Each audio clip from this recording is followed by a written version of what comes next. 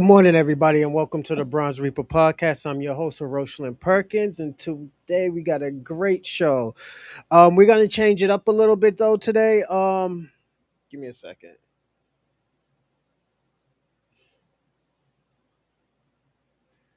Yeah, we're gonna change it up a little bit today.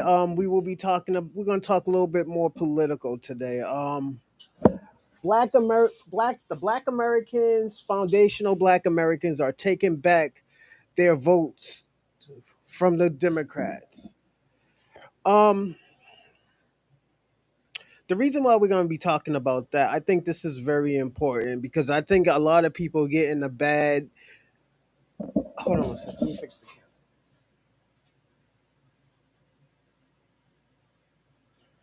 camera.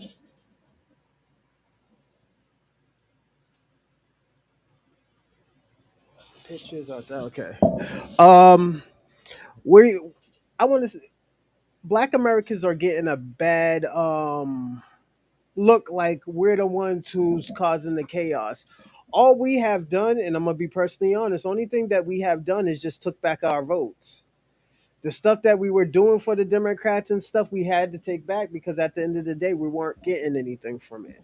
We were asking for tangibles, they got mad about it. We were asking, what are you doing for us? They got mad about it. They didn't want us asking questions. But I think what we have done is a great thing.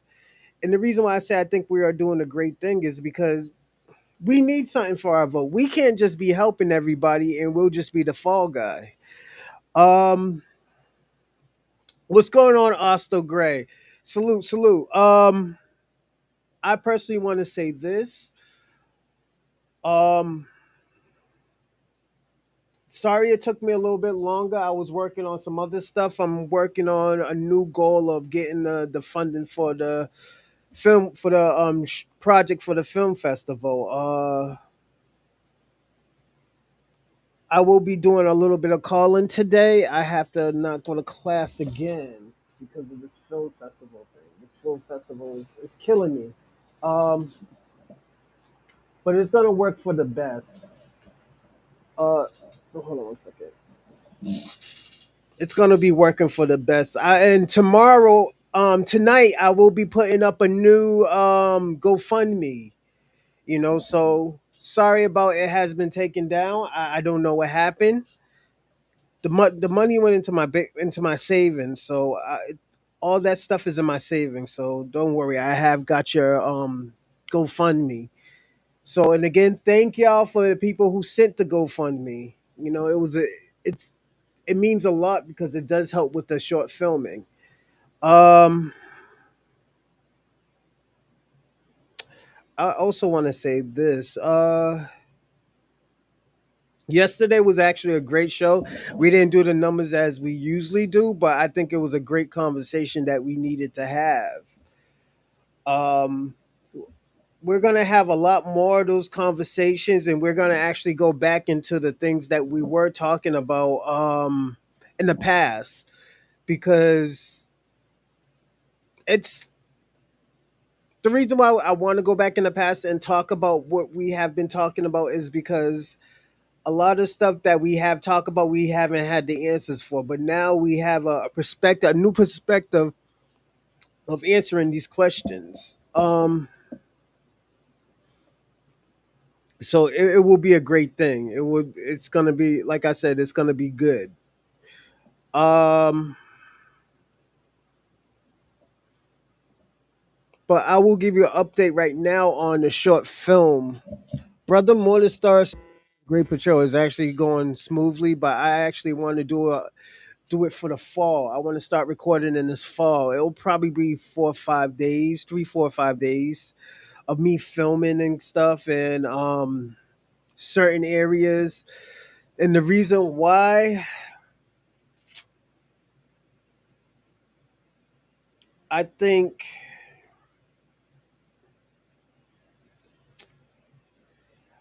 I still want to do a little bit more editing on the script. So right now what I'm doing is actually rereading it. I will be doing that tonight as well. There's a lot of stuff I have to do tonight. I have to reread over the script and see if I want to put something else different, Thanks, Convo. Shout out to Convo. Salute, salute, salute. I want to do a little bit.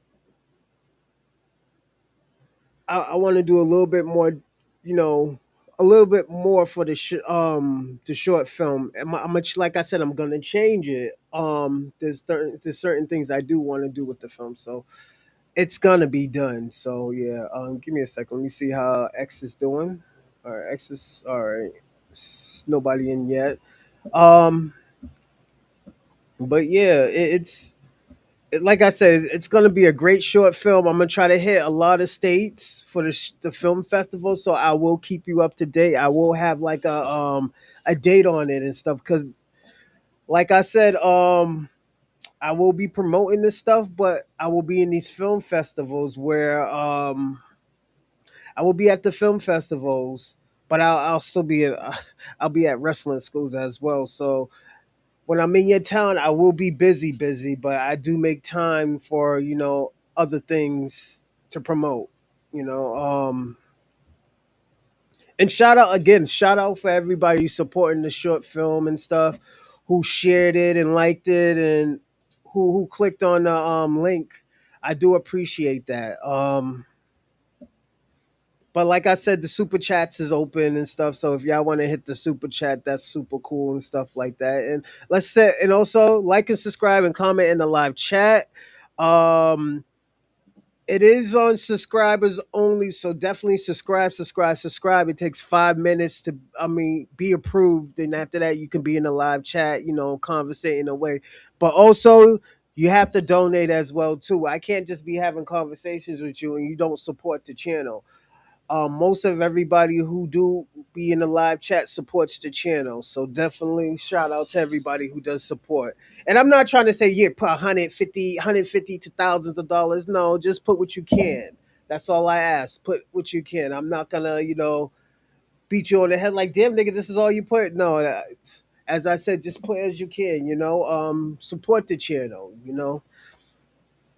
And I'm gonna say this: a lot of people want to go back to the old shit, and this is how we go back. One, two, three, $4. It doesn't matter. Just all I say, just support it. And like I said, most of the time the money don't go to me. It goes to the channel. It goes to the projects that we do. It goes to the things that to entertain you. So that's why I say it doesn't have to be all crazy. I put most of the money up anyway. So it's like I said, I fund the channel, but I invest in the channel and stuff like that. But donation does, help.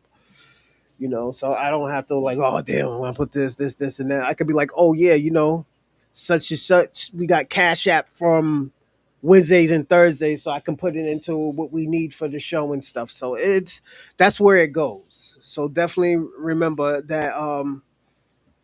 It goes back into the channel. So yeah, give me a second, everybody.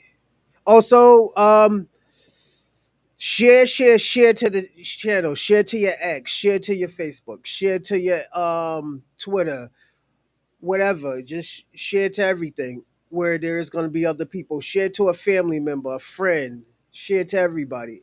And like I said, it does help with the channel and the algorithm.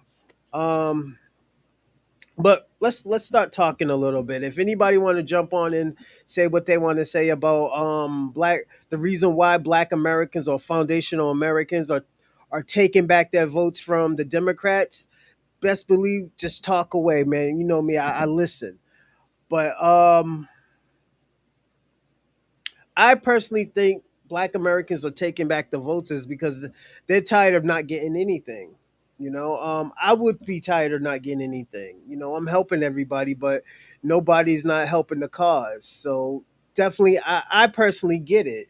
I understand why people feel the way that they feel. You know, personally, I don't think the Democrats should be mad, but when you are entitled, when you feel like you're entitled to Black Americans vote because they have been doing it from the 60s, then you have a problem. This is why you feel the way you feel.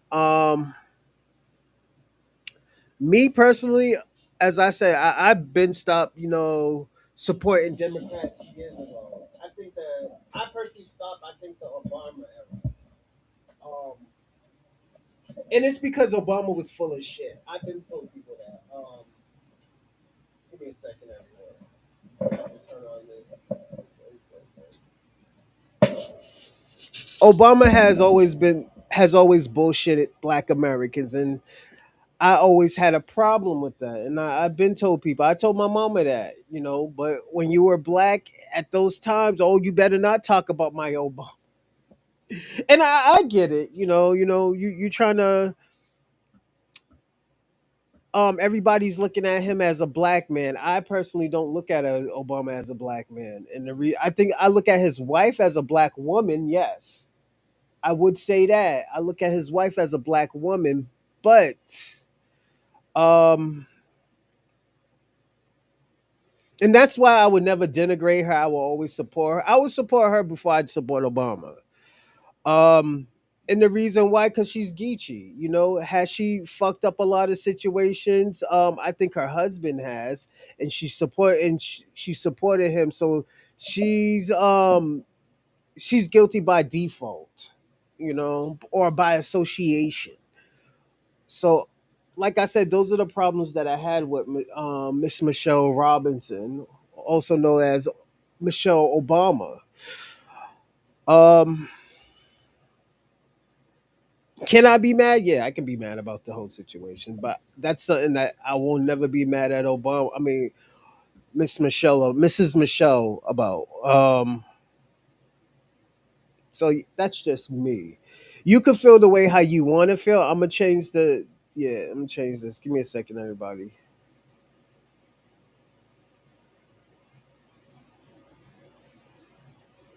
Give me a second, everybody. I apologize.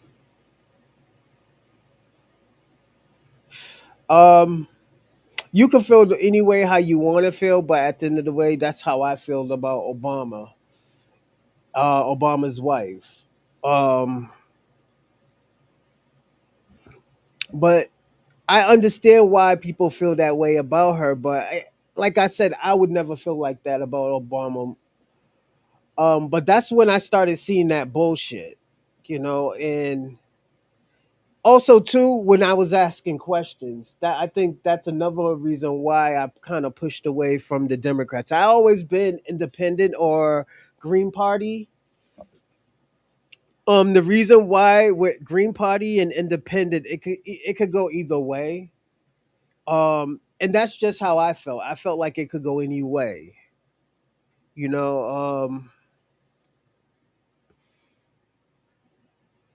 and to me it's a normal feeling. It's normal because the reason why I say it could go either way because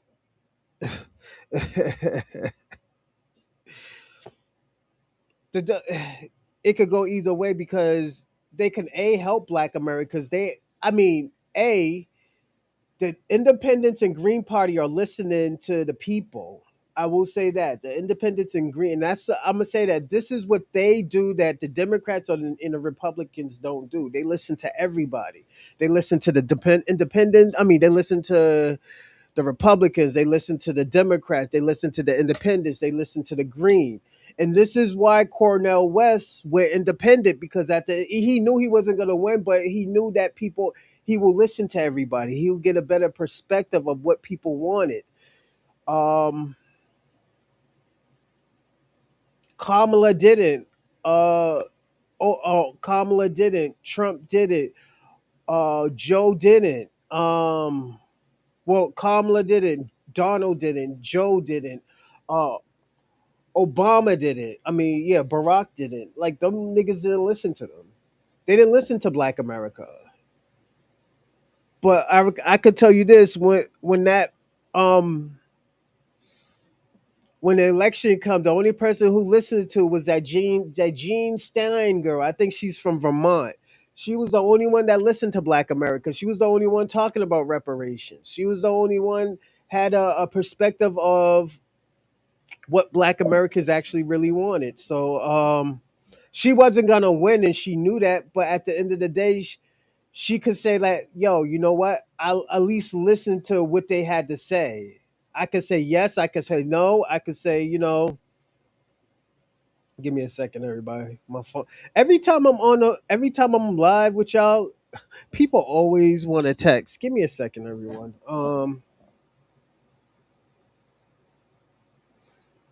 And that's very odd.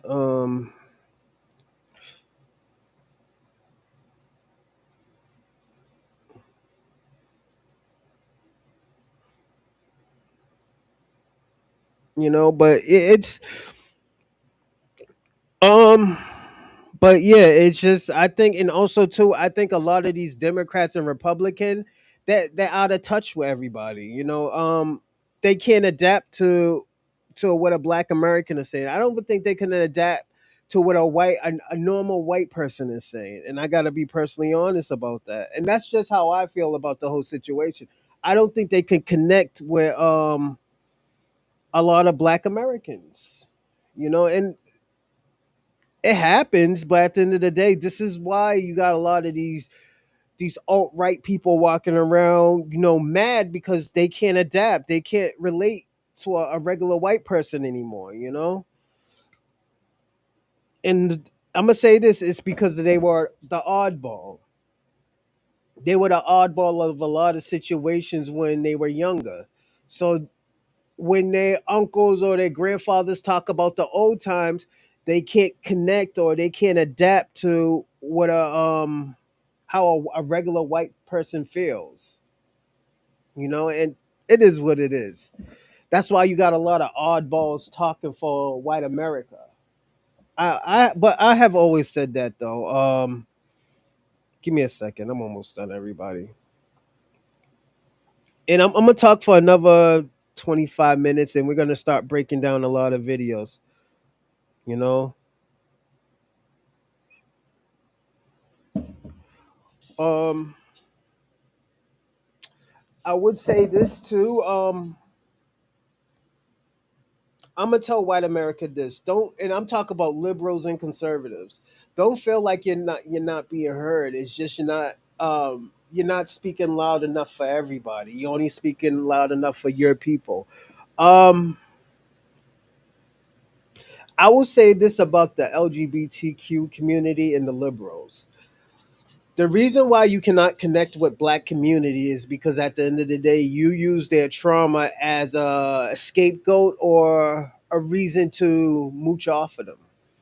If you're gonna fight for Black America, fight for Black America. Do not add anything into it. Um, I think that's the most fucked up part about it.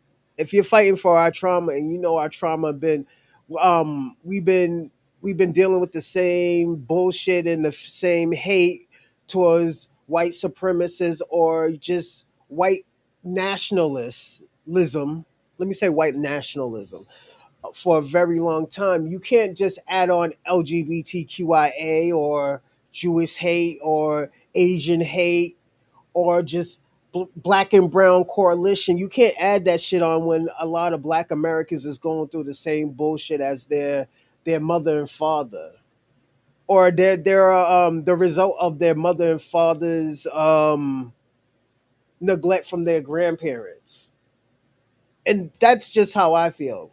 You can't add that on. You need to handle what's going on with Black America first. And after you handle with Black America, this was when the liberals can talk about a coalition. I'm just being personally honest. When you try to add all that shit on together and like, yo, we're gonna fight for one and only one group is getting something, you got a problem. Black America sees that, especially the ongoing situation with Black American has been going on since the early 1600s, 1700s. This is when you come out of touch with Black America.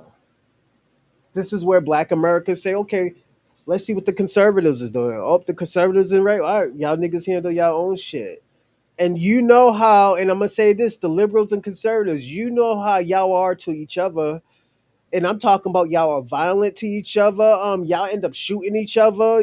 And I'm talking about y'all have pure violence that we shall overcome. That the shit that was happening in the '60s and stuff. The reason why it became peaceful is because Black Americans is a little bit more organized than you think they are. And the thing about it, y'all seen how organized they are.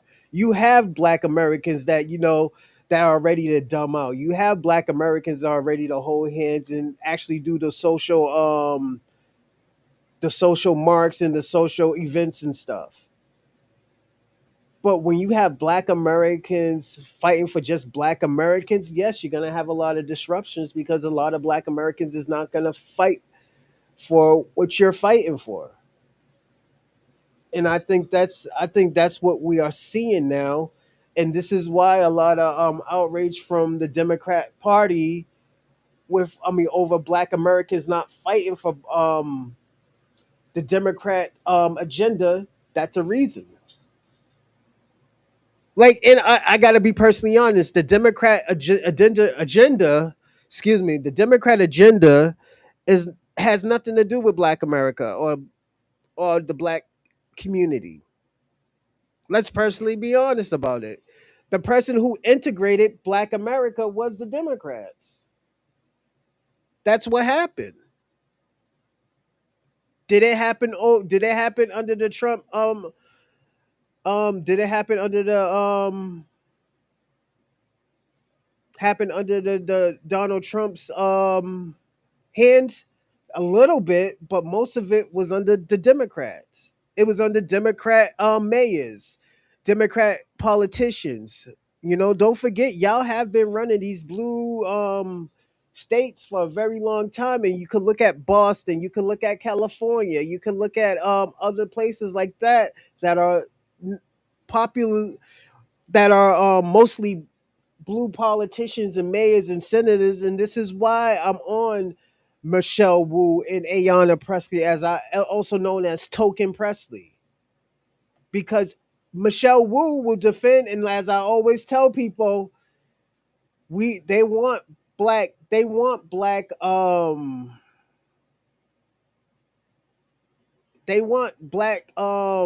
unity towards the Democrats, but look what they have done to black places like Boston, New York.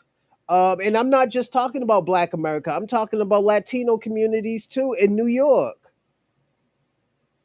Latinos communities in Boston, and don't forget, with Boston, everybody's mixed. They're Cape Verdeans, Puerto Ricans, Dominicans, El Salvadorians, sometimes Cubans, Africans sometimes, Caribbeans, and we're all mixed in sometimes. And what she has done, and I'm talking about Michelle Wu, she has pushed back Boston probably 35 years, and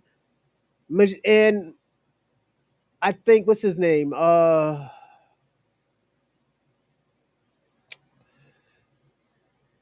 And Thomas Menino has fixed Boston, and it took him 20 years to do it. When he was helping black Americans, it took him 20 years to do it because he been arguing with the Senates. He had to get help from Chuck Turner and these other people like that. Chuck Turner went to jail. Chuck Turner didn't go to jail for just embezzling $1,000. He went to jail because he was arguing with the right people. Them right people, the people that I'm saying the right people was the one that was disrupting the Senate, City Hall, the Capitol Hill. They didn't give a fuck. But people like Thomas Menino, who's an Italian, and Chuck Turner, that's a black man that is, I think he's from Chicago or Ohio, you know, actually, was actually on these people that was actually on these people's back bumpers. He went to jail for it, and he did like damn near 2 years. Did he steal $1,000? Yes, but he got caught up in the ring when people were stealing 30 to hundreds of thousands of dollars, and I'm talking about people like Cabral, people like what's the other those other white folks that was stealing from the stealing tax money, and they were pleading out, getting out, pleading probation.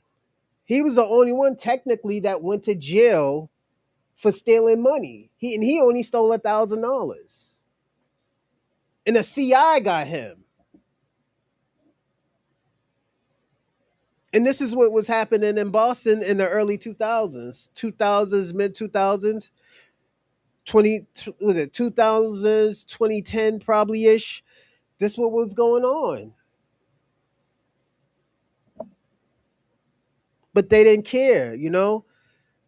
But like I said, once he started doing it, that's when they had a problem, you know?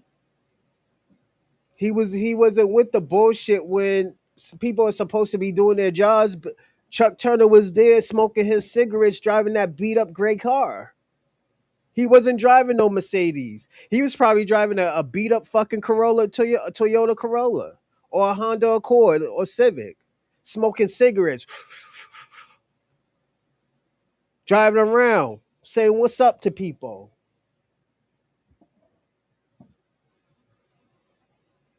And look how, and I'm gonna say this: look how Boston did him dirty. Look how Boston tried to erase him. And I'm just being personally honest of what he did. Was he like a public person that we could say, oh, yo, look at him and stuff? Nigga was smoking cigarettes, talking crazy to white folks. That's what he was doing. He was talking crazy to white folk. Now we got these two token motherfuckers. One is Asian, the other one is black, running Boston into the ground. Haley, we already knew she was gonna run it into the ground. That's all they did, taking money.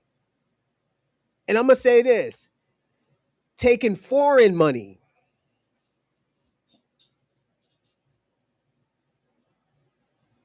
She was taking foreign money. Michelle Wu was taking foreign money. Why you think? I'm gonna ask you a question, and this is just about Boston. Why do you think they invited her overseas, and she's like the damn near what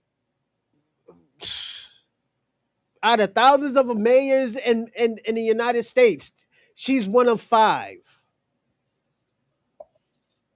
She's out here giving our tax monies to foreign governors, building monuments for them. $15 million. She gave $15 million to a foreign government. She knows what I'm talking about.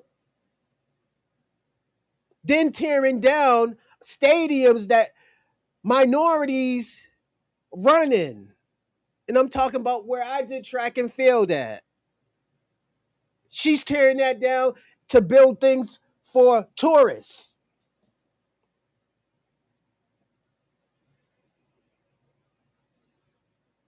She's telling people, oh yeah, we rebuilding communities. Here's stipends. But with these stipends, they can't come back into their apartments. So they got to stay in the worst of the worst because of them. This is what the Democrats are doing. Oh, would the Republicans do better? Probably not.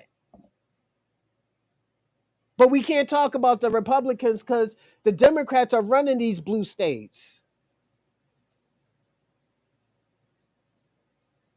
There is no more mom and pop stores. Michelle Wu and Token Presley ran them out of Boston. And I'm talking about what was left.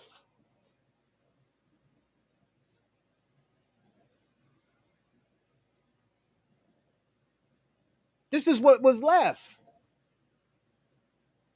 There's this guy on Twitter. I always joke around with him. His name is Sean Nelson. He stay getting locked up and shit for these white conservatives. I joke around with him. I clown him all the time, but I get why he does what he does. He probably has PTSD and stuff from the military, but at the end of the day, I see why he be the nigga. The nigga shoulder tackled a liberal a fucking woman. Yo, this nigga shoulder tackle he shoulder tackled a white liberal woman in the white part of Jamaica Plain. Cause there's two parts of Jamaica Plain. You could go up the street to Center Street and you see all these nice houses, JP Licks, ice cream, all these artsy place. But when you're near Jackson Square, you see the trenches.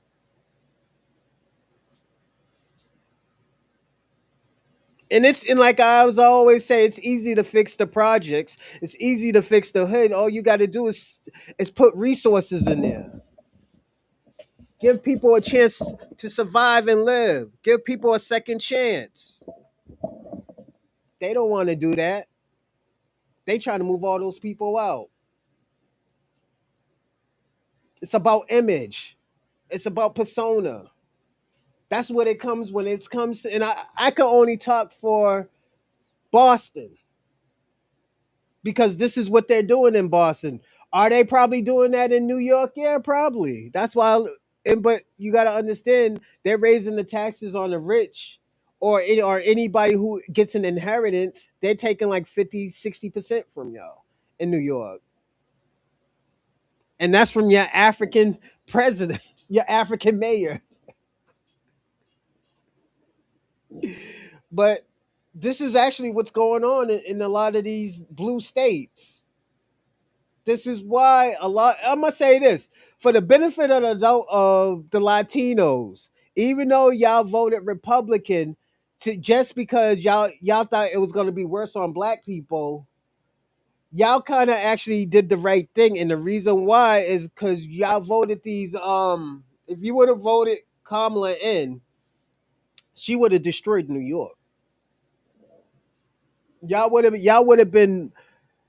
I think I'm gonna be personally honest. I think New York would have been bankrupt. That's why was it that tether mayor from last time who didn't even make the round one of the election of for the mayor election? Him. He knew that like yo, New York was fucked up. But the thing about it, he's such of a sellout. And when I say he's a sellout, I'm not trying to say he's a sellout to Democrat or Republican. He's a sellout to money. Whoever pays the highest, he's gonna protect. He damn near almost went to jail for these fucking Democrats. All that money he was giving to all them illegals, it damn near bankrupt New York. And don't forget, New York makes a lot of money. New York makes a lot of money, and I have to say that about New York. And what was it? What they had to do? They had to get them the fuck out of there. And I'm gonna say this: too much shit was happening in New York. Too much shit was happening in New York.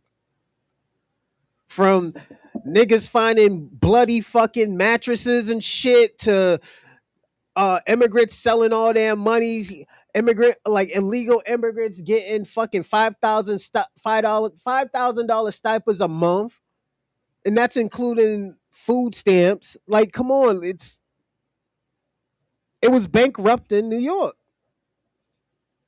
That's why Boston is in a fucked up situation. That's why Michelle Wu looks crazy. She's talking about we don't keep count on how much we give illegals. That's what she said.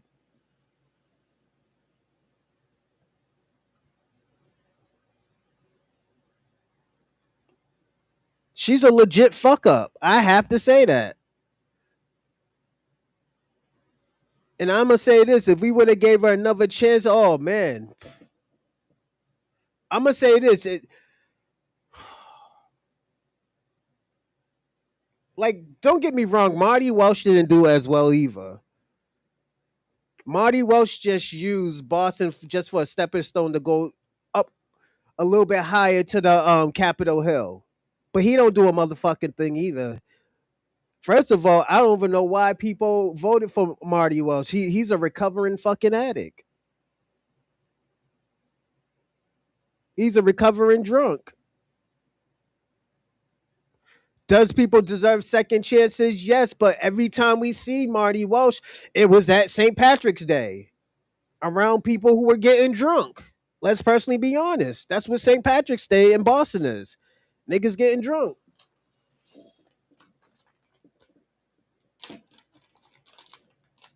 Yeah. And shout out to the Irish. I fuck with y'all, but do you really want an Elkie as a mayor? And like I said, I fuck with Menino. Menino, he was kind of vicious to the media. I get why they try to tell him how to do his fucking job, and he fixed Boston. He had. I'm gonna be personally honest. Niggas who was minorities, they were eating. They were eating good. They were living right.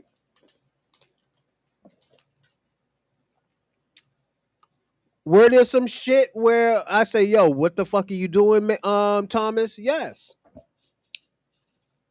But at the end of the day, I say, "Yo, we voted for him for a reason. We voted for him for a reason."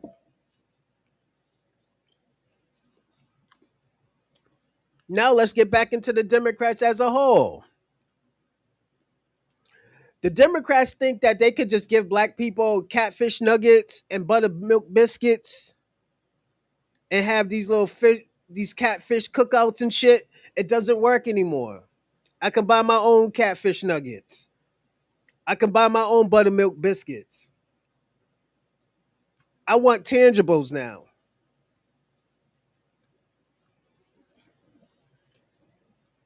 All that shit that you're paying for, all these research was it was a research on Black Americans, catfish nuggets and buttermilk biscuits. You could be putting that to Black American tangibles.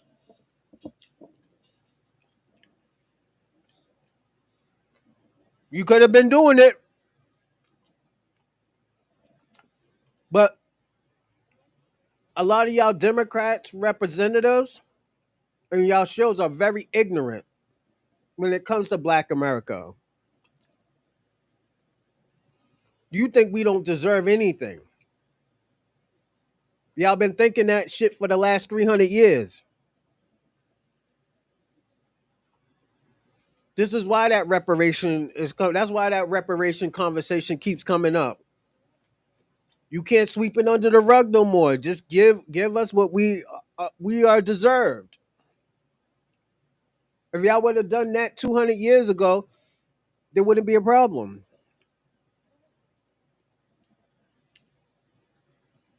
What's going on, H9K? What's going on, player? He said, "Let's march to the fish fry." Yeah, man, yo, it just doesn't work anymore. H9K. Hey, man, they got to get better with their stereotypes. Not everybody eat catfish. I don't eat catfish. I love catfish, but I don't eat it because it's a bottom feeder. I'm just being personally serious. I don't eat that type of stuff. Is it good? Hell yeah. My Grammy can make some good catfish, but I don't eat it. So it's like I said. What's going on, Jeff? Salute, salute. Oh shit, I forgot to put the yeah, he's gonna yell at me. Give me a second, everybody. I gotta put the Cash App thing up in this. Hold on, everybody.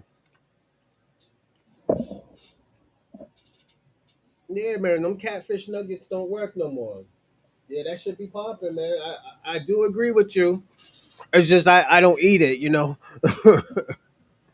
Is it good? Absolutely. You know? It's just I don't eat catfish. Hell yeah. But I would say this though. I do want to say this though. With a lot of people who are pushing back on the Democrats, I don't think I'm gonna personally honest. I don't think they know what's going on. I don't think they know what's going on. And I think that's a big problem. When you don't know your own audience, then catfish is delicious. Yeah, hell yeah. When you don't know your own audience, there's an issue.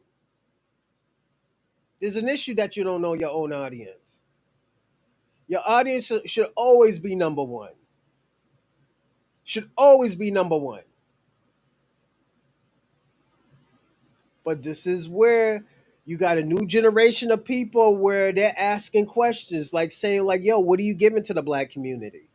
We don't want to hear about the people of color and minorities. We want to know what you're doing for Black Americans.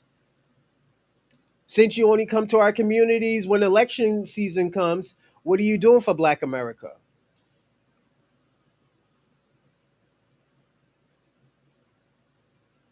What are you doing for Black America?"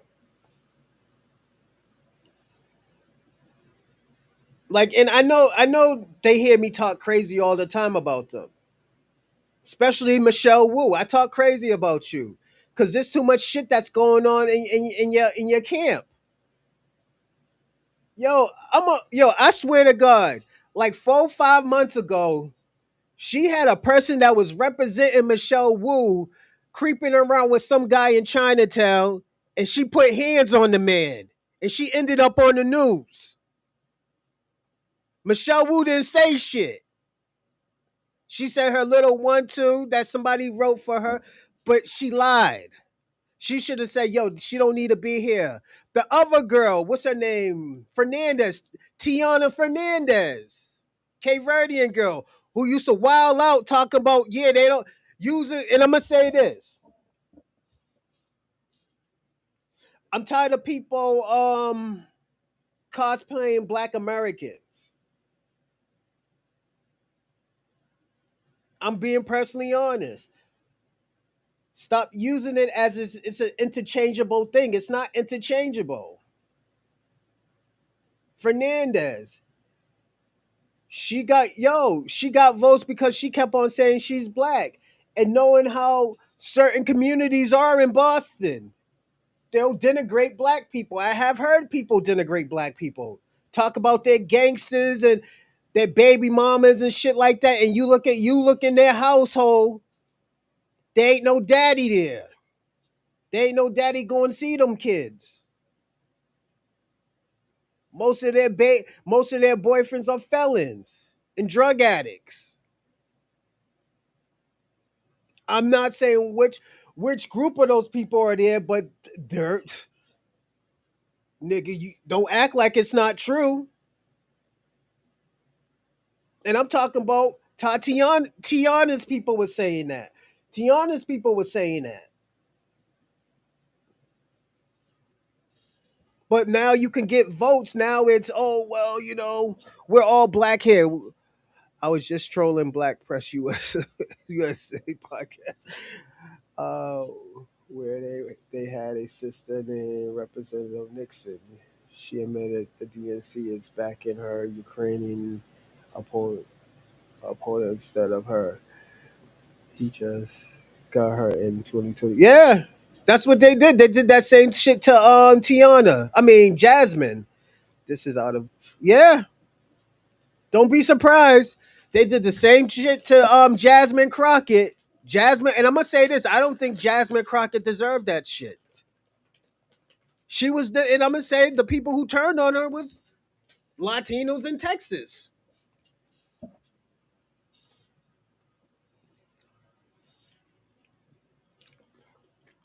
They Marcus Garvey'd her. They Marcus Garvey'd her. That's why I stopped doing that interchanging. I stopped doing that interchanging black shit.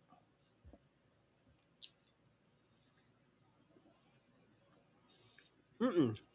I don't do it no more.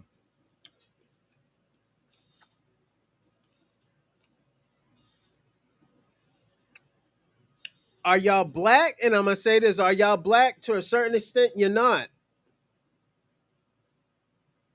The only way you could kind of say that you are black is because everybody's roots go to Africa, and you got melanin. Not everybody came from Africa at those times. There was already an admixture.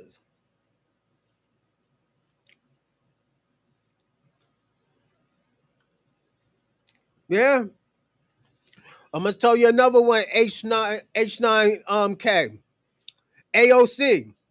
She's another one. Mm-hmm.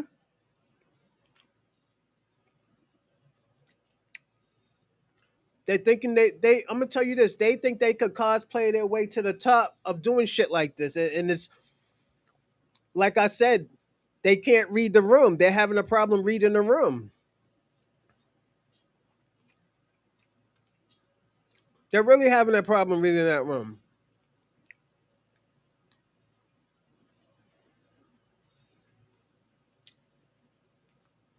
That's why I say it's a big problem. A lot of these Democrats, they're getting mad at Black Americans when because we're not voting for you, not voting for them, but they're not listening to us. But telling you why we're not voting for you. We told Martin why we're not voting for the Democrats.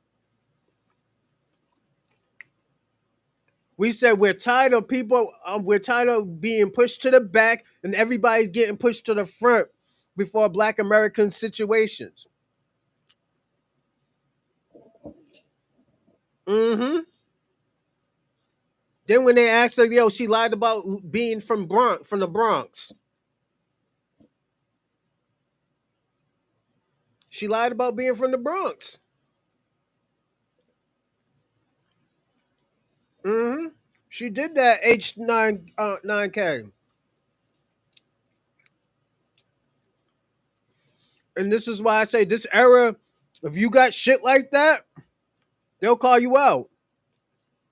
And I even say this: it would have been okay if she would have said, "Yeah, man, I got me a vanilla, I got me a vanilla boo." It's all right for her to say that, but I'm still gonna defend for my people. She could have been like that, but she put on a whole song and an act. She put on a different cloak where she lied about who she was. Nigga, I got put it this way, everybody. I got Asian kids. I got half. Was it? Well, they're really not half because they came out of my nutsack, so they're actually black. But their baby mom, but my baby mama's Asian. These kids are still black. I ain't gonna lie and say, oh, all my kids are fully black. No, their mama's Asian. You know, just tell the truth. Like, yeah, don't be like these niggas who are getting some imported coochie. You know, you getting imported coochie now. You wanna be the no. You want to put on a cape and a S on your chest, nigga? No, we ain't doing that. Mm-mm. Just tell the truth. That's why. Let me tell you this.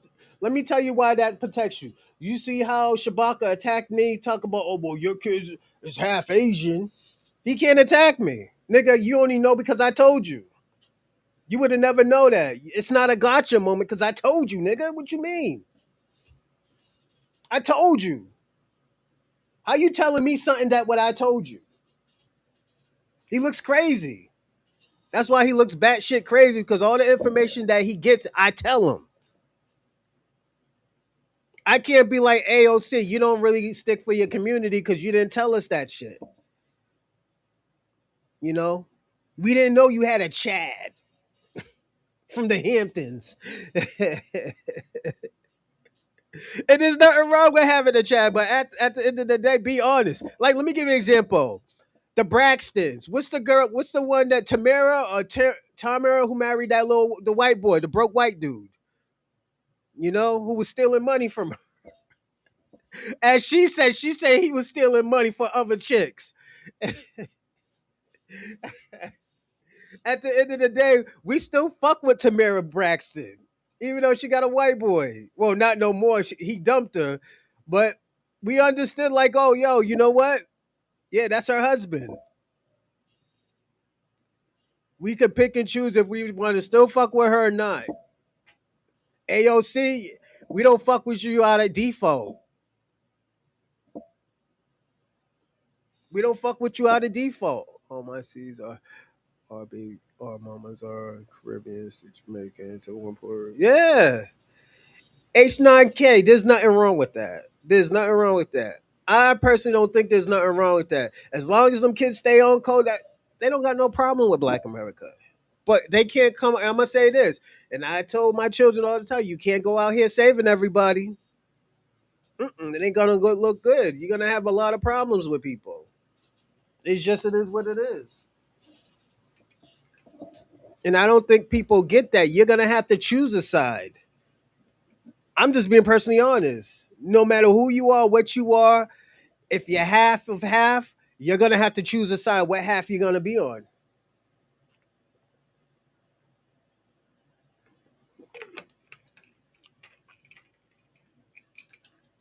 All jokes aside, you're just gonna have to choose a side. It comes with the territory.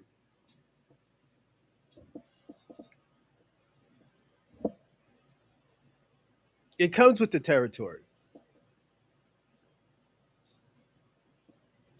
But like I said, it is what it is. But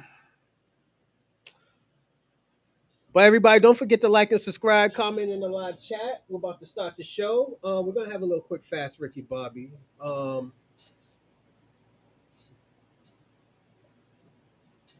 Give me a second, everybody.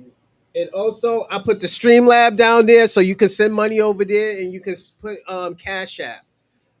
Cash App. Hold on, I'm sorry. I put two of the same. Sorry, everyone. Uh, and I put Cash App. So definitely, you could choose from Cash App to Super Chat to Streamlab. So definitely, Streamlab. It goes to my PayPal. Yeah, that joint goes to the PayPal. So if you want to go to the PayPal, just click the link and let me see. Yeah, just click the link and it'll send you right down there and stuff. So yeah, it works. Give me a second, everybody. Let me clear something up so I can look at the.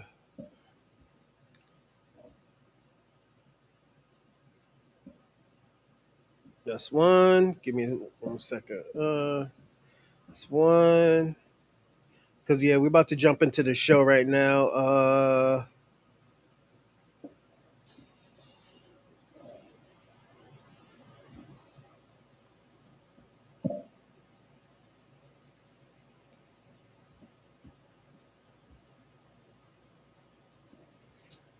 Yes, two. Yep,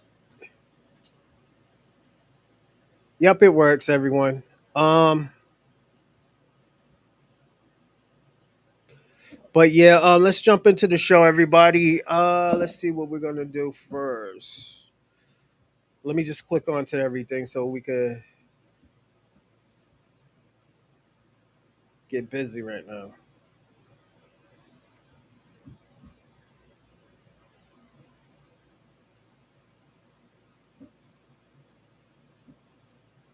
All right, everybody. So this first one that we're going to be watching is called why does asking for tangibles make Democrats shield so angry? You know. Hold on, let me change my joint real fast.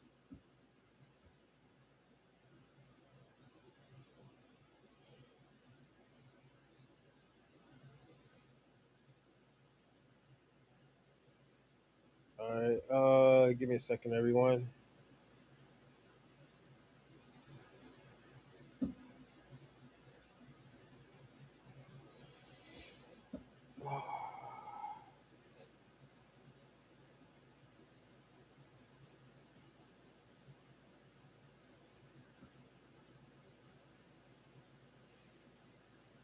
So yeah, why is asking for tangibles so bad? I think, and this is just me. I don't think the Democrats want us to get anything. Like I said, they take our vote for granted. So what we're watching right now, I have never watched it. I like I said, I just pick out a lot of stuff and see what everybody else is saying. So definitely, that's what I do. I don't just like, oh, yo, this is goes with my point, that goes with my point. No, I just pick out what first is in the algorithm and what I'm looking up. So definitely, this is what I do. All right, so let's go into it. What the left wants you to talk about, yes, you're cool. The second you say something you don't like, you ain't black. And so I was like, I'm black. I have a black family. I have a black business. I have written black books, but I'm not black enough because I'm not a fan of abortions and I don't like the way the black community is being set up. And instead of trying to win me over with a positive argument, Yes. they tried to destroy me with personal attacks. Yes. And unfortunately for them, I don't really care what you think about me. Absolutely. And so I was like, I'm out. Because I'm not going to be in a place where I'm not wanted, and I'm not going to fake and conform. Because I don't have to. As of late, I've been making videos about the Democratic Party and their neglect towards the Black American community. Because in my mind, it's the logical thing to do. Because one, we vote for them in staggering rates. And two, they use our pain and struggle as their business marketing strategy. And what I've noticed is some people treat the left like it's their religion. For example, I made a video recently talking about how Democrats and Republicans are no different to me because they've been a net zero to my specific ethnic group. And what I noticed is I didn't receive any comments or backlash from any conservatives. But just like Dave Anderson in the intro, I got attacked by a whole swarm of Democrats. And also, just like Dave Anderson, they never actually discussed the points I made in the video. What they did do was try to shame me with personal attacks. Now, the problem with that is I'm self-assured and I'm not seeking validation from anybody outside of myself. So here's the real question we have to be asking ourselves. Why does a political party that we've been voting for since my grandmother was a young lady have such a problem with us asking what specific things do you plan to do for us? And before you give me your answers in the comments, let's dive into this reaction video because I know I'm not the only one they try this same old tired tactic on. What's going on TikTok? How y'all doing? How y'all doing? So last night I'm scrolling, right? And you know how you scroll on live and then your name pop up. So I don't know these people. I'm on my For You page. So they was like, Brian Jehovah, I saw your video yesterday. I guess not the host, but the person on the panel. Like, I saw your video yesterday. You trying to get black people not to vote Democrat. So I put a question. I'm like, what you talking about? You know, then I thought about like, oh yeah, I did. I kind of did, but not really not telling people vote Democrat. But anyway, so she was just going in on me like, you sound slow. You country, you don't even say words correctly. You know, she was just going in on your boy. So I'm like, God damn, like, I'm starting to shake a little bit. I get scared. You know what I'm saying? I got scared. So they sent me a request to come up. So I come up, and then I get up there. So the host asked me, the host asked me, he was like, why you don't want to vote Democrat? You know, you'd rather have Trump in office. You see what Trump doing. I just said, I want to stop that right there.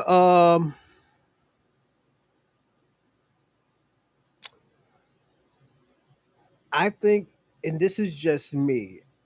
I They do that shit. Why don't you vote Democrat? Yada yada yada. I don't think, and like I said, it's against.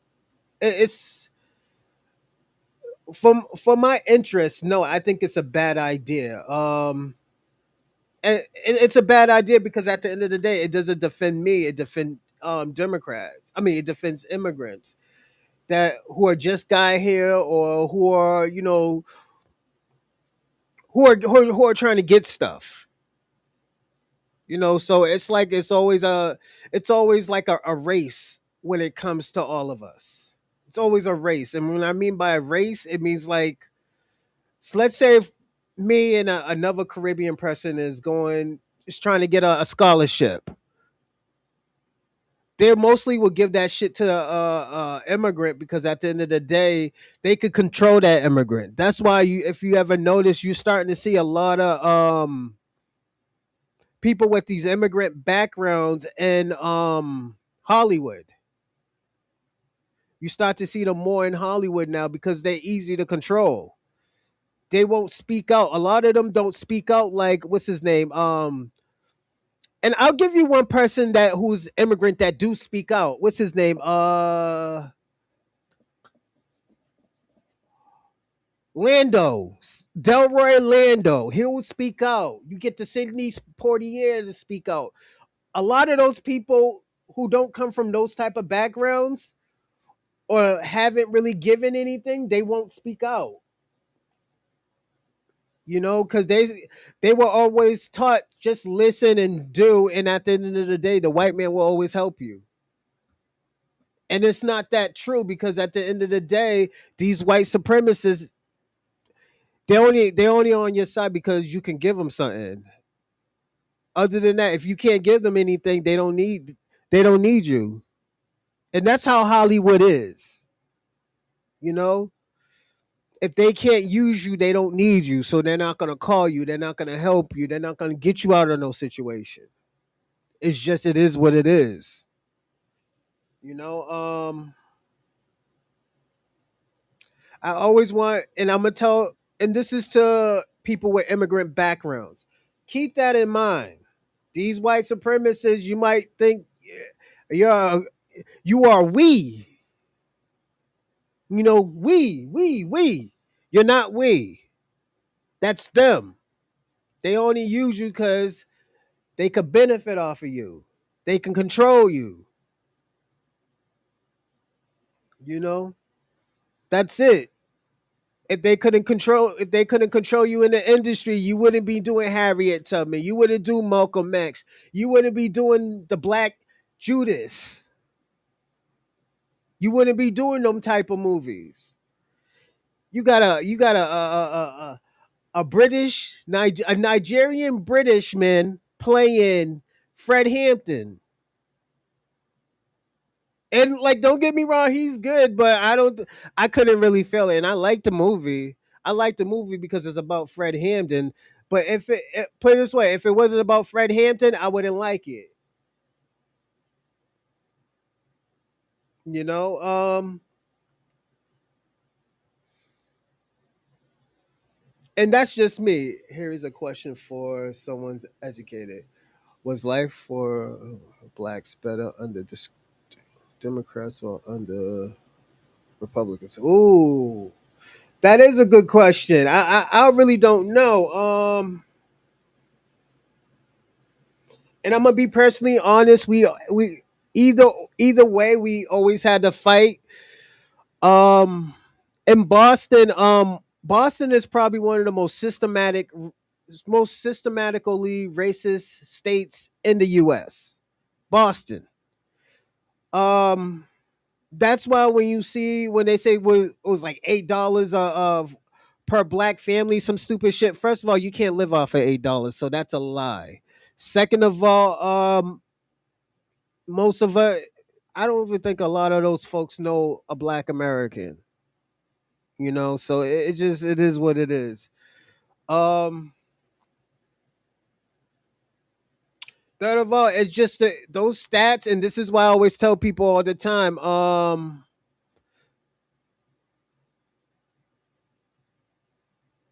What was wrong with the black European? It just wasn't good. Black Snow Bunny King, it just wasn't good.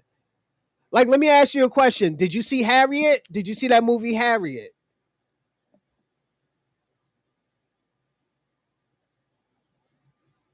If you didn't see the movie Harriet or Selma, don't talk.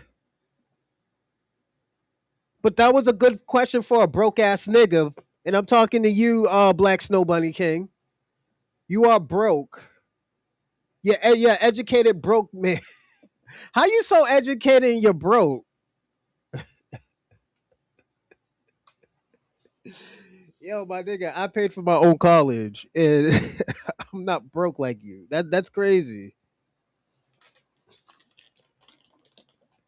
That nigga's educated. How you an educated broke nigga?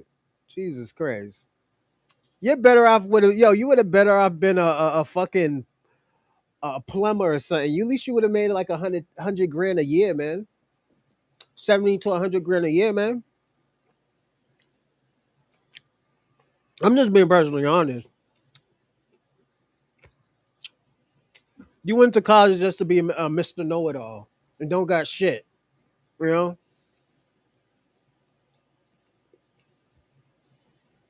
that was. I'm gonna say that. I'm gonna say this. It's Nobody King. That was a bad investment We went to school and you're a bum.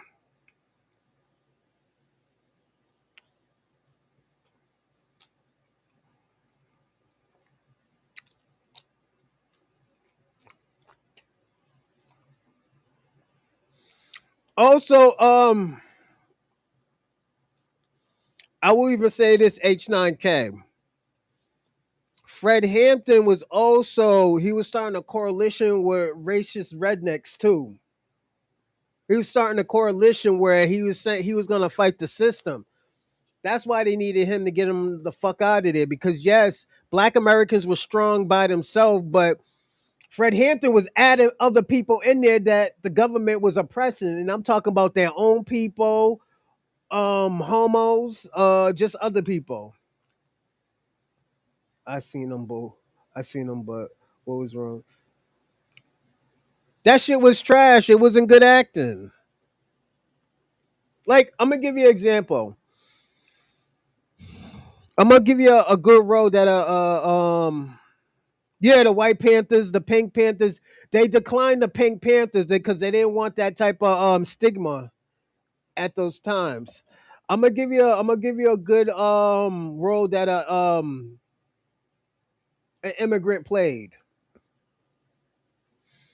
Mm,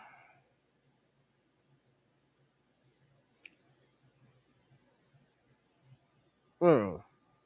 I can't even really give a good role.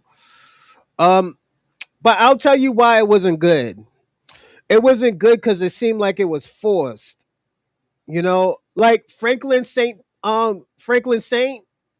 off of power, not off of power, off of Snowfall. It felt like it felt like it was forced. But and I'm gonna give you an example of two black people doing two things that has nothing really to do with their culture.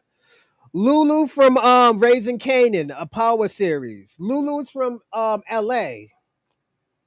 Lulu put on a New York accent because at the end of the day, he probably had family in New York. He can probably connect with New Yorkers because that's still black culture. You know? You can't do that when you did Broadway and you can fake it. You've been faking it forever. You know, imagine Tariq from Power play Franklin. It probably might not be a good fit. Yeah, it probably might not would have been a good fit, but it just seems forced. You know, I want you to do something, Snow Bunny King, and this is the only time I will ever talk to you because, like I said, you got to send in a donation. I can't be having these conversations with you. I need you to watch Power. I want you to see how he talk. Then after that, listen to a person from California. When you listen to a person from California, you could tell like it's kind of forced because he sounds like he's forcing to connect with him. To me he sound more of a confidential informant more than a drug dealer. You know, I was honestly waiting for him to say Jive Turkey. I'm gonna be personally honest. Is he a good actor? Actually, absolutely. He did a good movie. He did a good movie with Anthony Mackie. He did a good show with Anthony Mackie. It was an action movie. It's just I don't think Snowfall fit him. Was it a good series? Yes, it was a good series.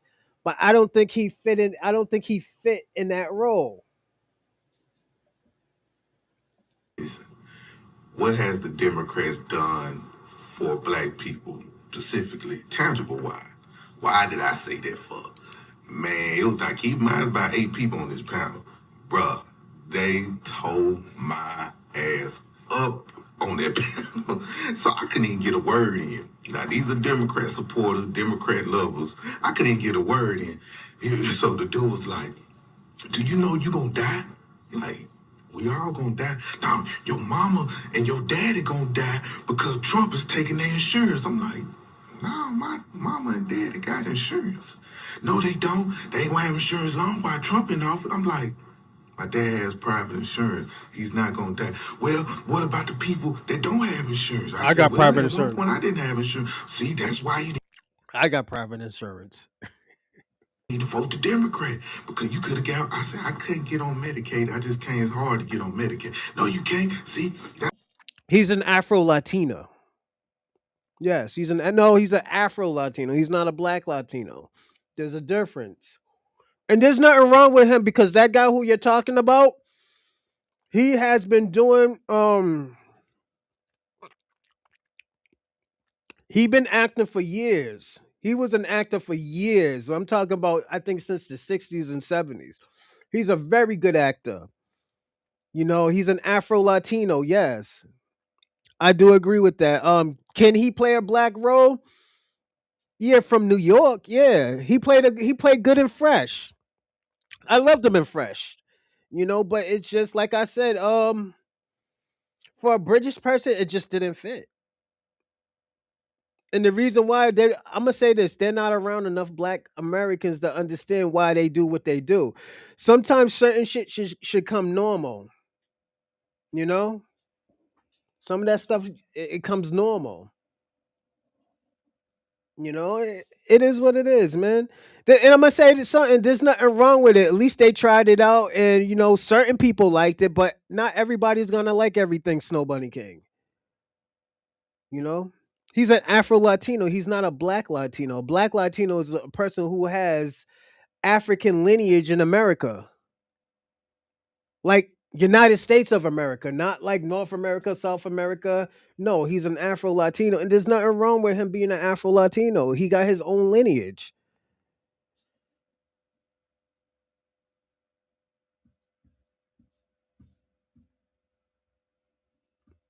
Hold on one second.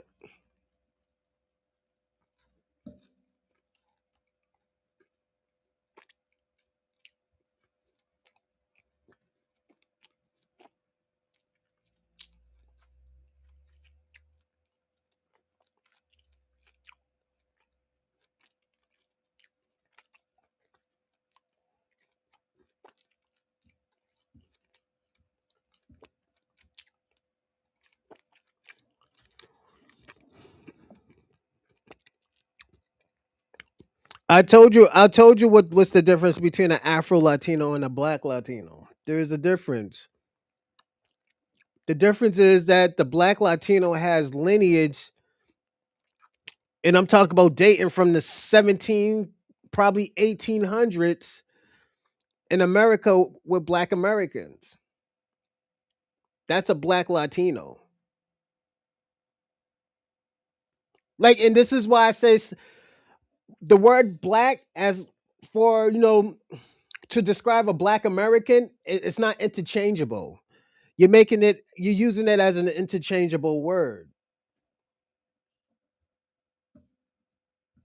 that's why you need to know what's going on. So one of the ladies was like, "Yeah, you are you college educated?" I'm like, "Yeah, I went to college. I graduated college." No, I fuck with Laz Alonso, but again, he's an Afro Latino. He has his own lineage.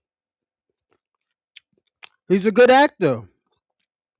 You could tell he's been around a lot of black Americans. He lived amongst black Americans. You know, some of that stuff you can't imitate it. He can, and the thing about it, a lot of these, like I said, a lot of those people haven't been around a lot of, excuse me, around a lot of black American culture. They've been around their own culture. You know, a lot of those people who do a lot of these black American content, they've been in Broadway and shit like that. A lot of these black Americans haven't done Broadway. It's just you can just feel that like they can play that role because at the end of the day, it's something that they can relate to. You know? I'm gonna give y'all an example. I'm gonna give y'all an example.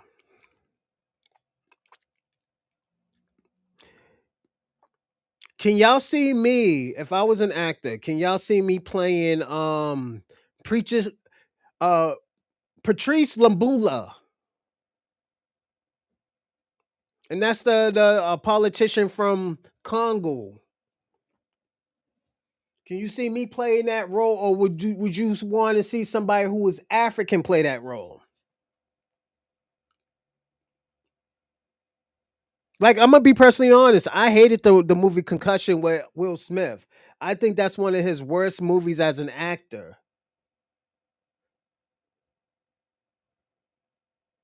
Yeah, I actually watched that. I actually liked it. But I like it. But at the end of the day, you could tell, like I said, you could tell some of that stuff was forced. And that's one of my favorite shows too. Nemesis TV. Yeah, yeah, on Netflix. Yeah, real good. I told you wasn't gonna beat me. Yo, my You man did. You said, must went to. I said, listen. Then they just cut me up. They muted my mic. Now I was cheating the whole time because I'm laughing on. I'm trying not to laugh on camera because I have my face shown. So she was like, "Well, what's the three branches of government?" I like, see, you stupid, you dumb, you don't know nothing, and you telling people how to vote. I said, I never told people how to vote. I just said, I I suggest vote for tangible. Vote for something that no, no, no, no, no. See, that's why they don't need black men to talk about politics, talk about all this stuff. Then that one dude asked me, um, did you take a civics class? I said, yeah, I took a civics class. So why you do? I'm like, listen, I'm sorry. I'm sorry, y'all. I'm sorry, y'all. I apologize, if I offended anyone, but I'm just don't believe in voting for them people. See, you dumb and you stupid. You just don't understand. They taking my reproductive rights. I said, okay, I get it. I totally understand, but there are states that still grant your reproductive rights, and I totally understand you as a black woman. I don't think no black woman rights should be taken. I understand. Every president, then they just cut me off again. You misogynistic. I bet you the people that follow you or pick me. I said, what the fuck this got to do with anything? What did I say? Like they was coming at your boy. Listen, listen, y'all. Them Democrat supporters are something vicious, y'all. Listen, you can't even talk to some of them people. They are verbally violent. They love calling you dumb. mm-hmm. Okay. One dude was like, look what they doing to the LGBT. I said, what they doing to the LGBT? Well, my Facts cousin that's a H9K. transgender can't go into the women's bathroom now in the state I live in. I said, okay, I apologize for that. Why you get upset with me? What that has to do with black people as a collective? I said, all I care about is so we can get something tangible. So then she said, well, why you didn't vote for Kamala Harris? I said, well, my main thing was the immigration. Why did I say that? Well, who gonna pick my melons? You black folks is not gonna get the vegetables. You black folks. I said, Lord have mercy. I said, listen, y'all got it. Y'all got it. I say this to say, y'all, Democrat supporters are just like MAGA supporters. They both are crazy as hell. Okay? MAGA and Democrat supporters, I don't know who's worse. I just can't tell. I just can't tell. Shit. Man, it's crazy. Here's the thing. When they come through with that old college, did you go to college and did you take a civics class? I don't need a civics class to look around and see these Democrat run places that are terrible for black Americans and have been for decades. I don't need a civics class to look around and tell that the Democrats are letting all these illegals into our communities and pushing us out. All you got to do is go talk to your grandma and she'll explain it right to you, baby. Back in the day, this community was full of black people. Now, when I go outside, there is none of us around here. There's no civics class I need to take to tell me that. All you got to do is go outside. So that shaming tactic of did you go to college and did you take a civics class? That's because they like that gatekeeper class. You know, the Roland Martins, the Al Sharptons. That's why. So they want to gatekeep the culture, right, of the Democratic Party. And if you ain't got enough education level, You're not qualified to speak on these topics. I had one dude in my comments. His comment started with stupid, stupid, stupid. That's how I started. They love to call you dumb. They love to say you don't know what you're talking about, as if we don't got aunties, cousins, uncles who is going through exactly what we're talking about. And it's happening in these democratic strongholds. See, if you take a civics class, what they tell you is start locally and then move up to the federal level, right? And if you start locally, a lot of these Democrat ran places, right, that a lot of black Americans live in, our cousins, our uncles, our grandmas, are shitholes.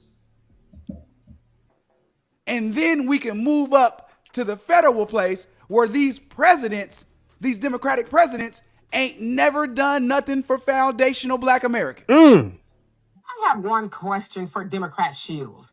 I just want to know, why y'all so mad? Why are y'all so angry at the rest of us for trying to wake black people up? I mean, I know the answer, but I'm asking y'all, if y'all don't mind, maybe in the comment section somewhere, tap in. Why are y'all so mad at us trying to tell black folks, especially black voters, right? And especially the ones that are Democrats and are starting to say, why are we continually voting for the Democrats and they do nothing for us? Why are y'all mad that we're waking people up? I know why you're mad. You're mad because potentially your gravy train is going to dry up. Maybe you're not going to get the alleged checky checks that y'all get for shilling and things The like gravy that. train. But don't you want black folks to wake up? Because see, when we are awakened, we do better, right? We're not in that constant slumber of we shall overcome, and if we woulda, coulda, shoulda, and we just vote long enough and hard enough, like Al Sharpton said at his National Action Network convention. He said, "Well, you know, we gotta vote people in who get reparations." And as I broke it down, I asked, well, what was Barack Obama? Wasn't he black representation? Although we know that he was not trying to get black folks reparations after he got out of office, right? Kamala, a lot of black folks voted for her. What was she there for? Oh, I get it. Yeah, she says, I'm not going to do something that just benefits black people. No, right? Let's go to California, the California Legislative Black Caucus. They sabotage reparations for black California descendants of slavery.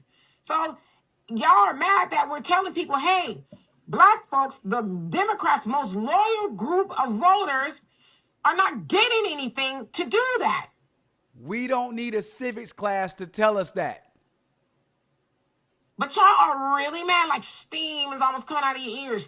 You're mad that we are saying, hey, stop doing that. That's what's in it for black Americans to continue to vote for the Democrats when we watch them go and do for everybody else. Again, I want to know why y'all mad at that. Y'all say that, you know, he's speaking truth to power. Are you really? Or are you suppressing the truth and maybe sprinkling a little bit of truth, but then you're doing a lot of spinning and gaslighting along with that? Like, I thought we were all in pursuit of the truth. Snow Bunny King, I put you in timeout because I need you to stay on topic. One, I need you to stay on topic. Two, if you don't stay on topic, because don't forget you don't donate, so it doesn't take nothing out. It doesn't mean I could still sleep after the show. I'm not gonna be like,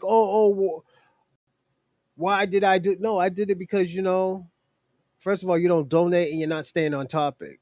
If you're gonna be in the live chat, stay on topic. We shouldn't be talking about certain things that's not talking about this question. Why are foundational black Americans or whatever you want to say, whatever you call yourself, black Americans taking back their vote from the Democrats? Why are black Americans doing that? Stop saying FBA. We're talking about black Americans and foundational black Americans, or also known as foundational black Americans, because it's a lineage. Why are they taking back their votes? And I'm gonna say this. I'm gonna change the topic question. The foundational black American and Black Americans are holding their votes hostage from the Democrats. That's gonna be the new title. So when you reset this in like probably 2 minutes after I write it, so just keep on listening. Are we not? I'm gonna rechange. I'm Or gonna are change you it. mad and angry because you're being exposed that you really want to keep black folks sleeping on the plantation? Now, I'm not saying the Republicans are better off. We know that they're not, but we also know that black voters do not vote for Republicans the way we vote for the Democrats, okay? So that we vote, when I say we, I mean collectively, for the Democrats the way that we do, shouldn't we be asking questions? Shouldn't we be waking up and saying, hey, I'm not getting anything out of that. Why should I continue? Why are you mad at that? Are you mad because you were personally being affected by black people waking up? Or you haven't called us liars, right? Now y'all might have said stuff like, "Oh, well, you know, the new black media, they're getting in the way, or they're misinformation." Where's the misinformation? Tell us what the misinformation is, or the disinformation. Point it out. But see, you won't do that because then you have to have a conversation as to why you keep lying. All right, let's go on to the next anyway, one because y'all let me know what you're thinking. we got a few more. We're gonna watch a Dane Calloway and see how he thinks. As I said, we're gonna watch different videos. So definitely Dane Calloway is segments one. dealing with our people, that this is dealing with our people as well. But it's a lot of us who have been led astray into thinking that we need to be on the side of the Democrats. And I just want y'all to see the behaviors of the people that are getting something out of it. Because our people could attest that we're not getting nothing out of it. As far as, for example, the Congressional Black Caucus, what have they done for us? Okay. For example, what have they done for us? What has any politician that share the same skin complexion as you and I, what have they done for us? Was any laws passed in our favor? Now, a lot of our people, or older people, would assume that DEI was passed, okay, for our people, and they are so incorrect. DEI, let me explain. DEI came from affirmative action. Affirmative action was never established with the intent to benefit only our people. Instead, it went to white women and foreigners who benefited. This is the reason why they could come over here and get political positions of power while having dual citizenship or carrying dual citizenship. They're from a totally different country, and they're able to determine what goes on in this one. Let that sink in. Let it in. Now, I said, okay, I want to let the people know about the Democrats' history. And I actually showed you both sides, but especially the Democrats. I had a series out, and I still have it out on my YouTube channel. A part of that series, dealing with the political realm of things, was about the civil rights era. And I exposed the civil rights era. Legs, thank you for the gift. I appreciate that. And I exposed the civil rights era to let you guys know that it was all about benefiting foreigners. In fact, a lot of the organizations that were Facts, Rando. You're right about that.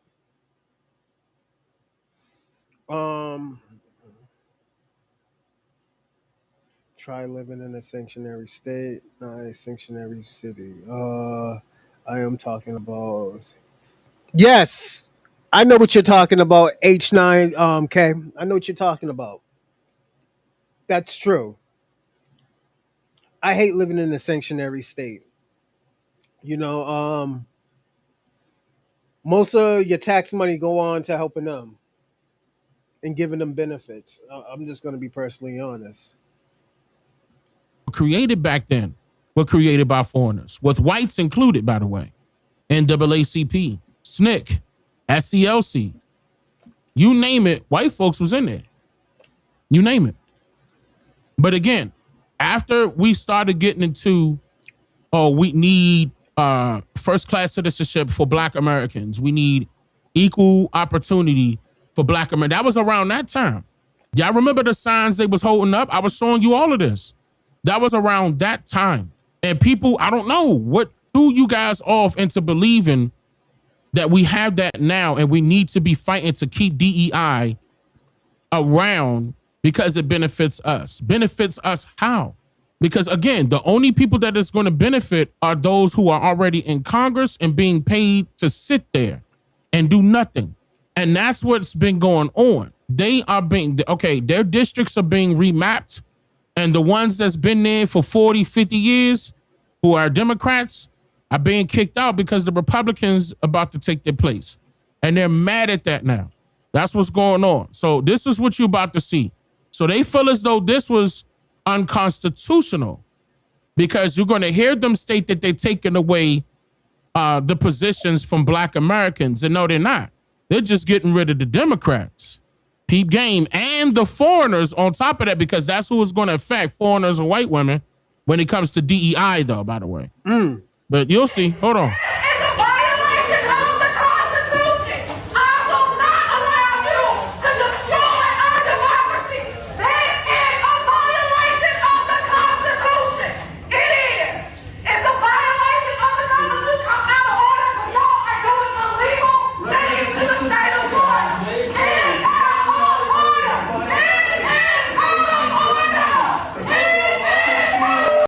Yo, you know what I was thinking about doing? This will be my second project. I got this short film that I was thinking of. It's like 45 minutes long. It's about this business guy who was, and it's kind of like reverse racism. He's racist against white folks. What is it? White folks, immigrants, and just like everybody. All he when I say he was like pro black, he's like a pro black extremist.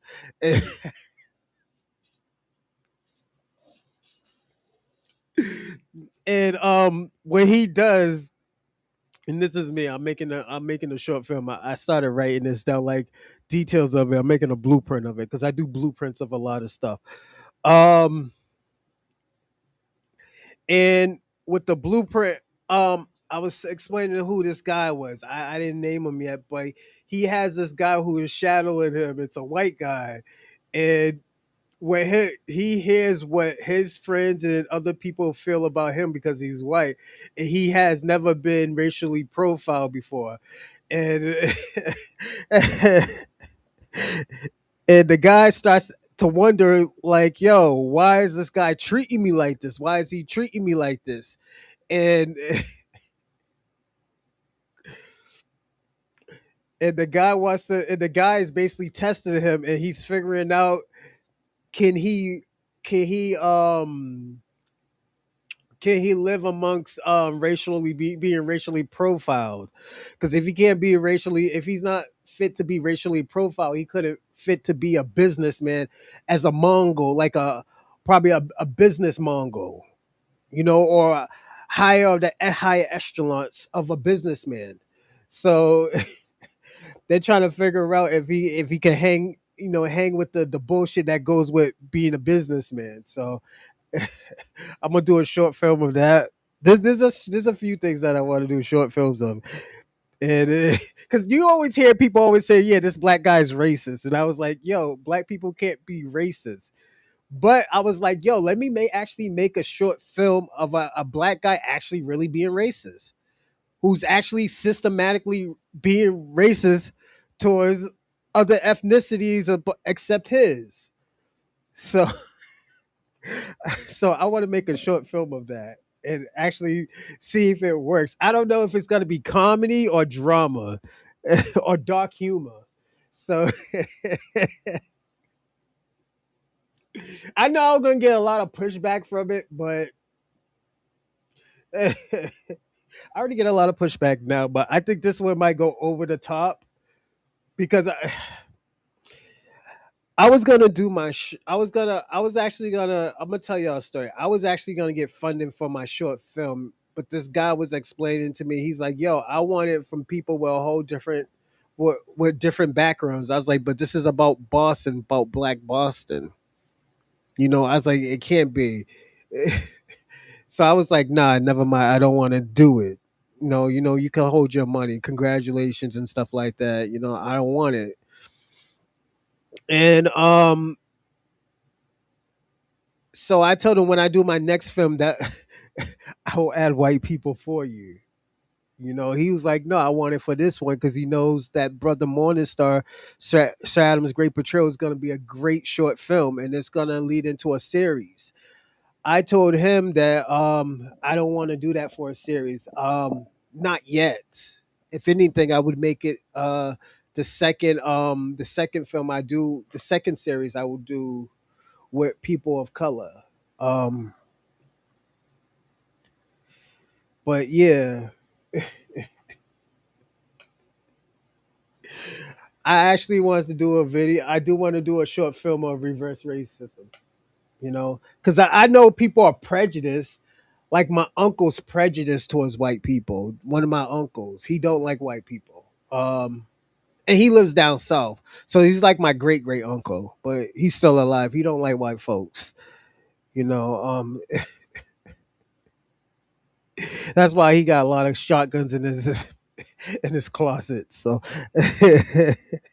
but yeah, yeah, and it's because, like I said, he's from the south, and when he was growing up, they did a lot of dirty shit to him and stuff.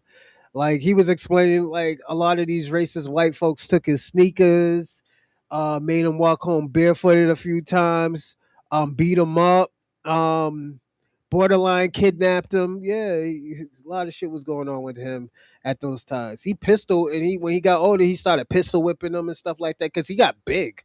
My uncle is like 6'5", like I think like 280 or some shit like that. Yeah, he's a big boy, you know. So he put hands on people, man. I remember when he found out my cousin was a lesbian. He's like, "Man, your cousin one of them lesbos. I don't know how she got like that. God damn. Thank God I had another child." That nigga crazy, but yeah.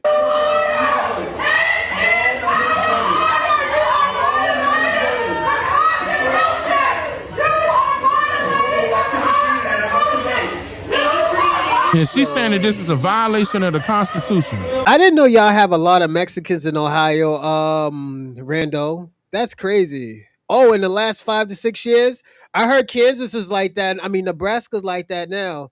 A lot of Mexicans in Nebraska. It was majority blacks and whites.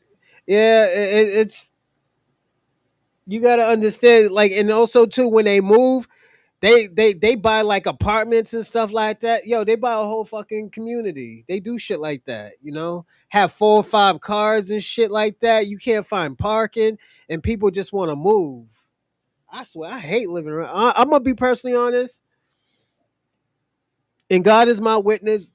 I personally, if they're not Black American or Black, I mean, or at like Black or Caribbean, I personally don't like them cutting my hair. I feel uncomfortable with them cutting my hair, and the reason why is because they can't speak. A lot of them, when you speak to them, there's a cultural difference. That's my whole issue with them, and they fucked up my hair a few too many times. You know, so I personally don't like when they cut my hair, you know. And like I said, I have no problem with them. I just have a problem with them cutting my hair if they don't speak fully English or if I don't know them. If I just met you, oh yo, you want me to give you a haircut? No, Poppy. We don't need you to cut my hair. Hey yo, Poppy. Just just run the bodegas with the cat sleeping on the fucking breads and shit. Yeah, I just don't do it, player. And like I said, there's nothing wrong with them. It's just I'd rather them not cut my hair. Several Democrat. states have tried redrawing their congressional maps to try to favor one party or the other. It started last year in Texas, then California, Virginia, Ohio, North Carolina, Missouri, Utah, Florida, and now a handful of states in the Deep South. Montgomery, Alabama. This is the birthplace of the modern civil rights movement. We're on the grounds of the Alabama State Capitol. It's the kind of city where there's a statue of Jefferson Davis, the former president of the Confederacy, next to a newer statue no Papa, you of know Rosa black. Parks, who in this city refused to give up her seat on the bus. Next to it is There's who? a statue of Jefferson Davis, the former president of the Confederacy. Next to a newer statue of Rosa Parks. Stop. My film is out there. Mother Rosa is out. That's on my website right now, DaneMakeYouThink.com. It's called Mother Rosa, the mother of the civil rights movement. That was me and Tanisha's research. And we got to the nit grit of why is she being so duly noted? And she not even one of us. You got the original. I didn't change. It's still the same version. I didn't change it. It was always on DaneMakeYouThink.com. I didn't change. No, that thing is still the same. Mother Rosa. You probably got it when it first came out. H9K. Do you know who Michelle Wu is being funded by? Look up who Michelle Wu is being funded by. Yeah? Just look it up. You'll see. Oh, but even if you did, I didn't change anything. It's still the same thing. Mother Rosa is on the website right now. You need to go watch it if you didn't already. And if you don't know, that's me and Tanisha narrating in that documentary. She's narrating and I'm narrating. They got Mother Rosa, as a representative of our people, as if they actually did something. Me and my wife showed you in the trailer. The picture where they were showing her getting fingerprinted happened a year later after the incident when she was already arrested and let go. So why are they taking pictures of her being fingerprinted a year later? Political theater, ladies and gentlemen. I know you heard that term before. It was fraudulent, unfortunately. But all of that is in the doc. We put it in the doc on the website. This city refused to give up her seat on the bus. This is Dexter Avenue in Montgomery. This is where Martin Luther King Jr. would lead marches to this state capitol from Selma to push for equal rights. And go watch my video on that as well, called The Breach of the Civil Rights Movement. That's on my YouTube channel. The Breach of the Civil Rights Movement.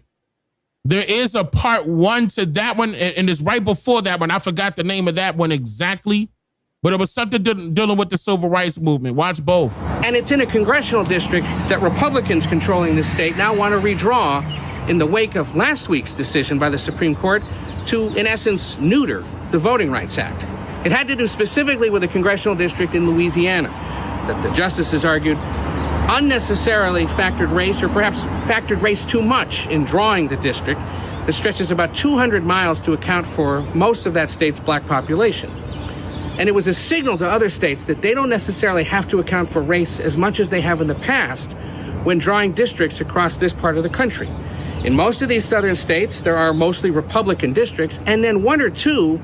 And that wasn't because of DEI or affirmative action, by the way. That was done prior to any of that happening. The Voters' Rights Act is older than that.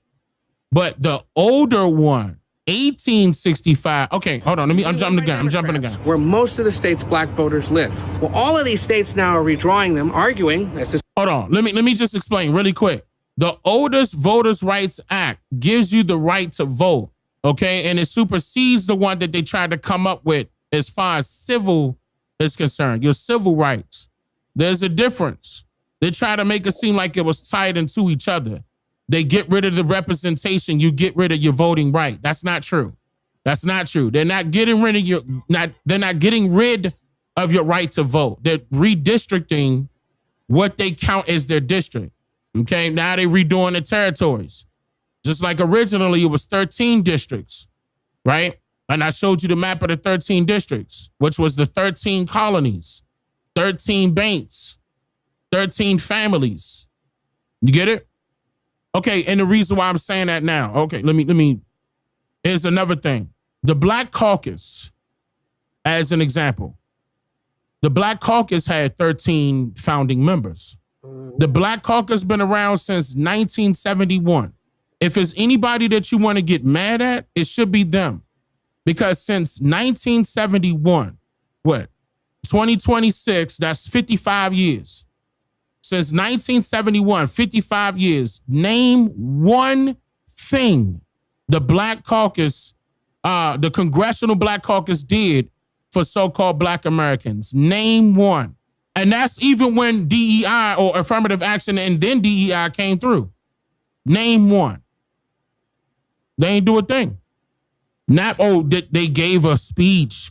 Not, they gave they took a photo. They hosted a conference, or they created some symbolic resolution that they wanted you to support. No, I'm asking, what did they change in favor of the so-called Black American families? What exactly did they do?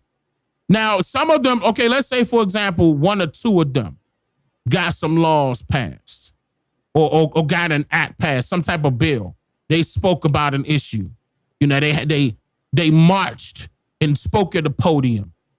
They shook the president's hand. I'm talking about, what did they do that played an effect as, or can be considered as, a measurable benefit for our people as a collective? Hey, yo, y'all notice something? Yo, Dr. Matthews and I think Ben Crump, yo, them niggas been running up on niggas lately. I don't know if they're Democrat, but they've been running up on a lot of racist folks lately, giving niggas subpoenas and everything. Yo, that lady in Texas with the cowboy hat, she been running up on niggas, giving people the business, shutting down stores and stuff. Yeah.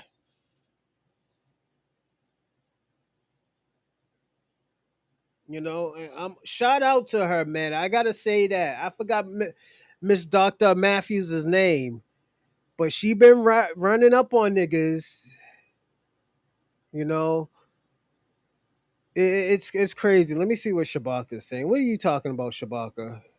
This nigga be talking mumbo jumbo. From civil rights to Pan Africanism, from interrogations to African solidarity, was it sovereignty? Sovereignty. Sorry.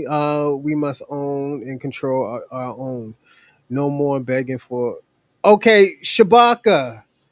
What does Africans own without the white man's control or European control?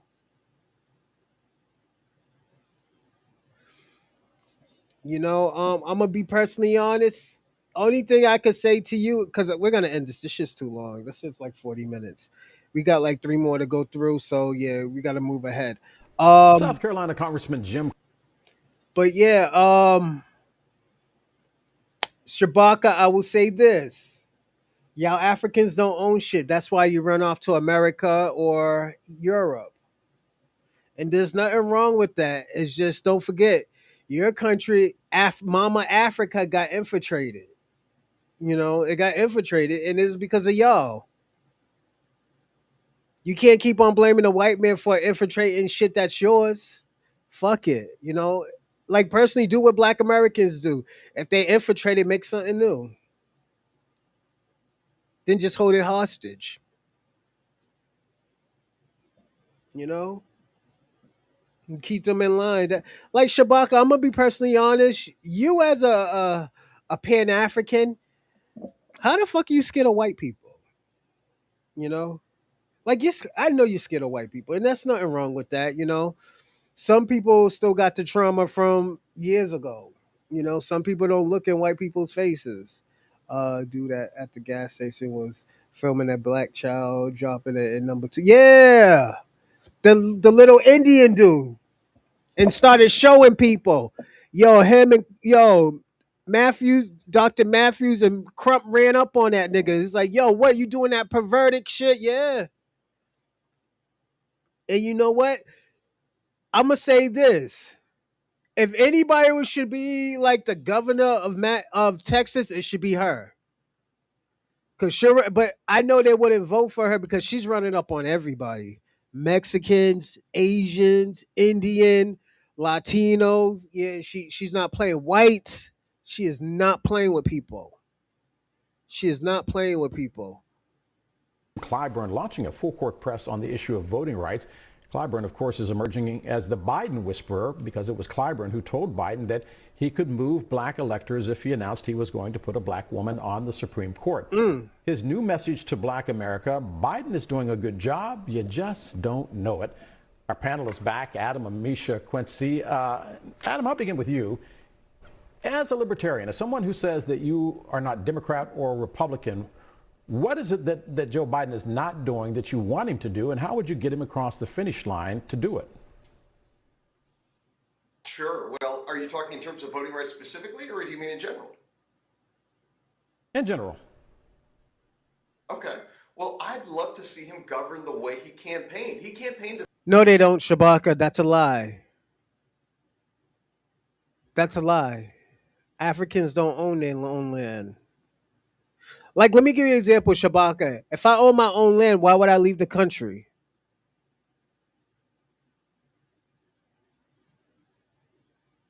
Why would you leave your country if you own that land?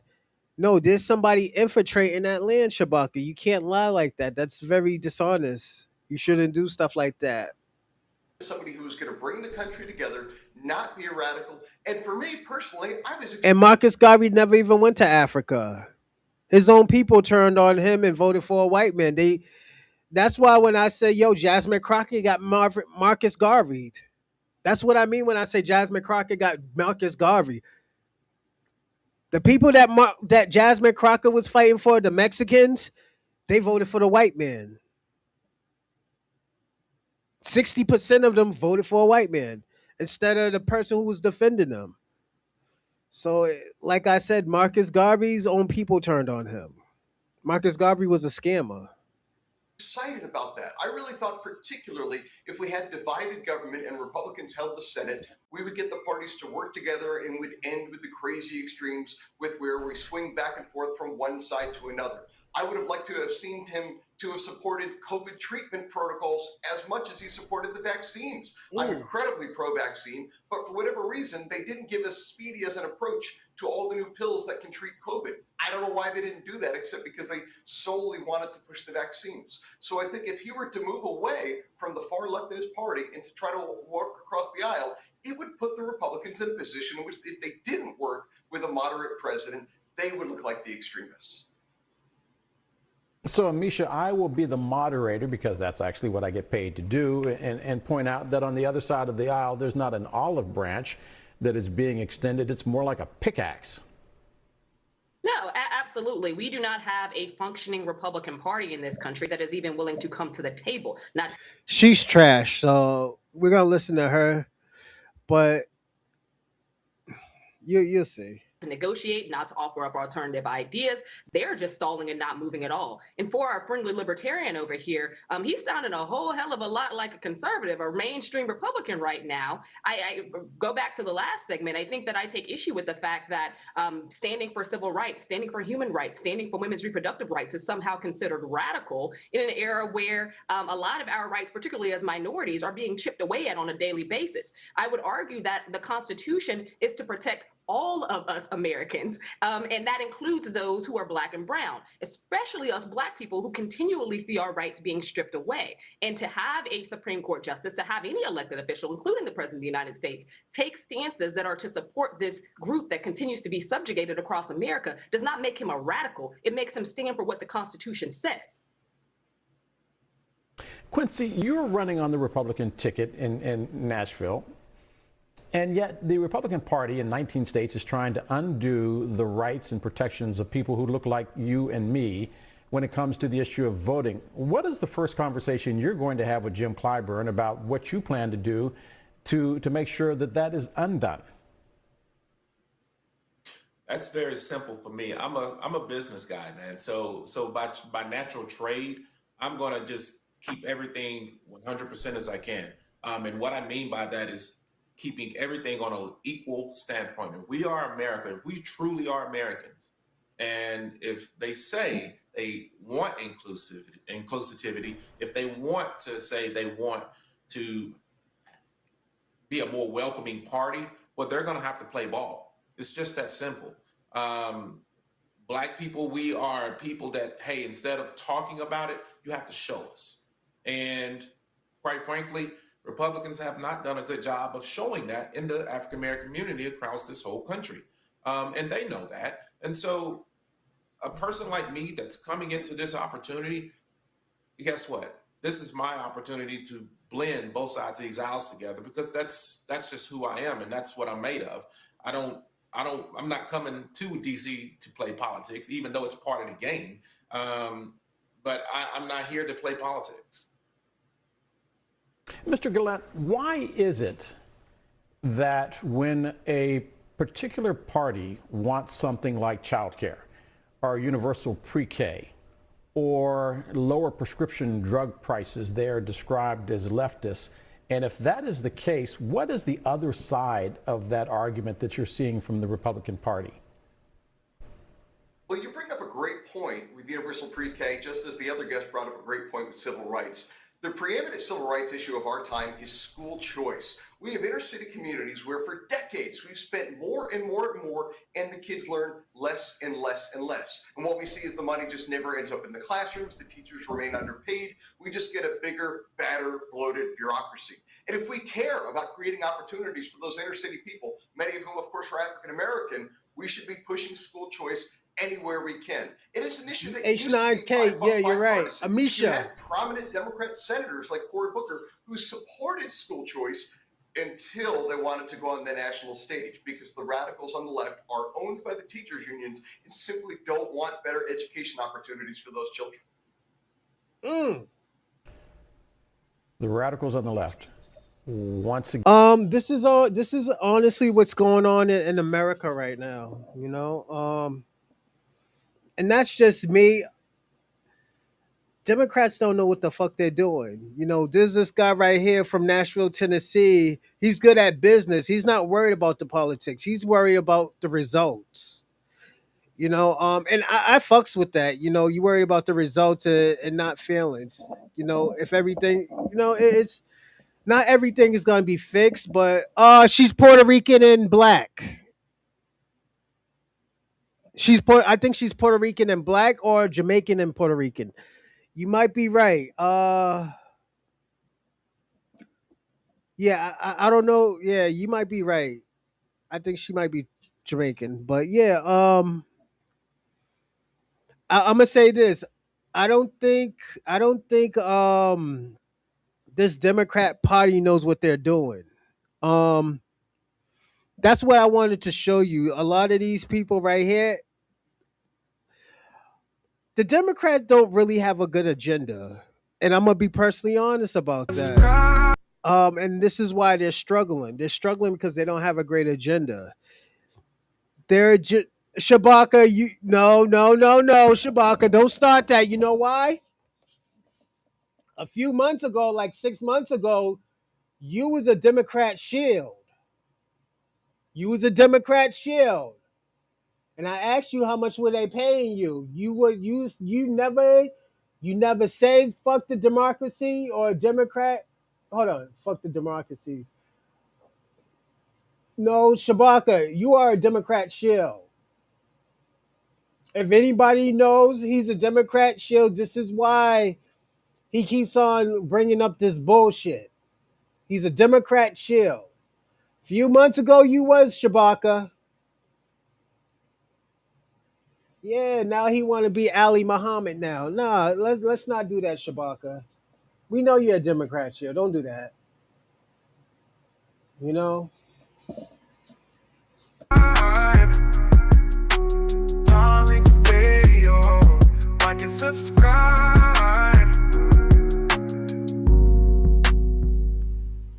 Okay, RJ,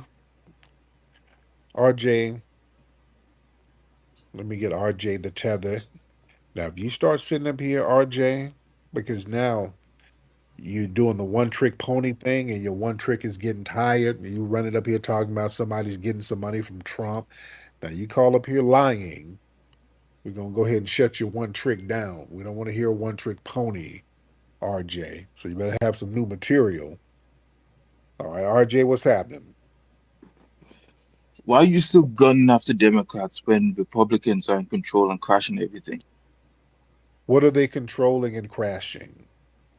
The economy, the air traffic control, and funding for cancer research, funding for schools, funding for everything. They're crashing everything. They're cutting everything. And you're talking about Jasmine Crockett when she's like 100 degrees away from the White House. See, this is pathetic. Like when I see you post links of videos and I see Jasmine Crockett in it, and you going after Al Green that's taken off for Medicaid, like this is such pathetic, like childish, infantile, like vapid commentary. Well, Republicans and conservatives are throwing up Nazi. Wait, You're saying that our commentary is childish, but Jasmine is up here doing TikTok dances, and we're childish for pointing that out. She's up here. She's a representative in Texas, and the people, the black folks out there, need some real representation because they need resources, Mm-hmm. and their representative is up here doing corny TikTok dances, and we're childish. Mm-hmm. Do tell us Yeah, more. Tell us yeah, I will more. tell you more. I will tell you more. Yeah, doing one dance in how like how, is she Michael Jackson? She's not always dancing. What are you talking about? She's obviously doing her job also. No, What are you doing? what's that job? Because just being sassy and flipping her wig and giving clapbacks. What job is she doing? Trying to represent her constituents and holding Republicans accountable. What are you doing? You're not doing a damn thing. You're just shitting on her for no reason. Well, I'm not a politician. Listen, tell your paymasters at the DNC. I know that I'm a very influential person, but I'm not a politician. I'm not an elected official. Talking about Mm. what am I doing? I'm over here with my children, raising yeah, them. you no, you're just yapping your mouth while Right, and it has you and the DNC Cap, Shabaka. That's cap. All of it. All of it's cap. trigger. That's why they send you to whine to me every single night. I have the DNC shook because what I'm saying is true. I, you are literally yapping your mouth and you're not doing anything. You're always whining. if I were just yapping my mouth, sir, you wouldn't be so damn triggered every night. You have nervous breakdowns every night because of what I say and Mm. how I get down, and other Democrat shills. The DNC has to give you guys email talking points to come whine to me every damn night. I'm Mm. doing something right, ain't I? Huh? Y'all stay whining about me. Y'all stay putting me on watch list. Y'all stay having meetings about me at the DNC. Stay putting me on watch list. Y'all stay having meetings about me at the DNC. Mm. Y'all stay organizing strategic attack campaigns against me.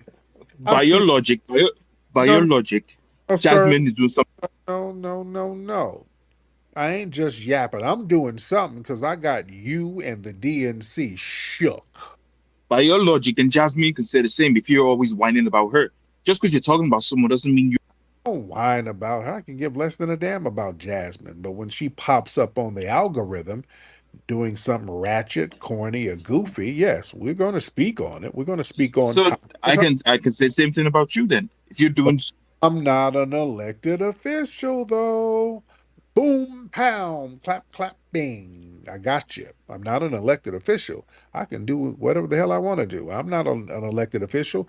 If I were an elected official, dude, I'll be out here getting tangibles for the black community. You see, that's what I'd be doing. I wouldn't be out yeah, here. and our green was trying to get tangibles of Medicaid that people actually live on. That caveman looking Negro was trying to get Medicaid for immigrants. He ain't doing shit for us. Stop playing. All of his performative, um, Yeah, that's true. Yo, yo, Isaac Hayes the third wasn't doing that shit. He lying. I'm gonna be personal. Isaac, yeah, Isaac Hayes the third. Yeah, he's lying. He wasn't doing that shit for us. And like it's sad to say, but yeah, that's true. You know, you would think he would have done something for Black Americans. Nah, not even close. cosplaying. That ain't for us. That's for immigrants and trans people. Stop See, it. that's your fear. That's your dismissal because you don't know anything about politics. You don't know anything about his constituents. You just yapping. I know to crash out a Democratic Party. I know enough to do that. That's why y'all so mad. Let's just RJ, tell the truth. You and the DNC, you guys are very mad at me because y'all blame me for crashing out the Democrats and making y'all lose. That's what I No, heard. no, Yes, y'all do. Yes, y'all do. hardly. Y'all do. Yes, y'all do. So let's stop it. See, family, let me put this in context. See, the DNC, they have meetings about me all the time. I've heard, because I got some insiders over there who tell me all the shit. The Let me DNC, tell you something. no, no, no, no, Let me no. say At the DNC, I'm public enemy number one over there. because I have a huge platform. A lot of people listen to me, and I'm not controlled by a corporate You're sector. just a whiner. You're just a whiner. Yeah, yeah, that's a projection, sir. You call me whining every night. I don't call you RJ. You call me whining every night. All of you DNC shills, especially around election season, y'all were in here like roaches, just swarming in here with all of your canned talking points that your white paymasters from the DNC sent you. You call me every night with DNC talking points, sir. They got you on the midnight shift. They don't even give a Mm. damn about you to put you on a good shift. They got you on the midnight shift where you're just sitting up there musty at midnight. And midnight must really hits different because it gets all in the bed sheets. But tell your paymasters at the DNC, don't complain to the black community because if you have given us tangibles, you'd be all right. But you didn't want to do that. Hmm. So yeah, deal with it. Hell yeah. Right, RJ? Nope. What tangibles have Republicans given you? You see, you're just See, this is the part right here. This is where we had that problem. Let me tell you how old this video is. This is a year old. The Democrats, don't forget, the Democrats was the ones who want to do the coalition and want black votes. We're telling y'all that, and this is the thing. We are telling y'all that, like, yo, we don't want to vote at all because none of y'all are not giving us anything. So at the end of the day, we could deal with both of y'all, and we could deal with both of y'all because both of y'all ain't gonna give us shit. So if y'all ain't gonna give us shit, why vote at all? You know, if anything, I'll just vote for policy. You know, I don't give a fuck about the Trump, the punk in the front or the chump in the front. You know, so it's just it is what it is. a whiner. That setting, sir, Yeah, yeah. Shut up. sir, that's you chomping on tender bushmeat, sir. That's you. That's how you Mm. sound when you're chomping on baboon wings. That's you, sir. No, You're the whiner and fleer. All you do is flee You're and whine. making whole spaces. You make Shabaka. Um, black people. Hold on, you said divide blacks in a true Republican shield. And we're not shilling for anybody, Shabaka. You're just in your feelings. You know, you call me a Republican. You're in your feelings, my man. You see how, and I'm gonna show you. I'm gonna show you an example of how you're in your feelings. We have talked about Trump. We called him a piece of shit. He's a scumbag.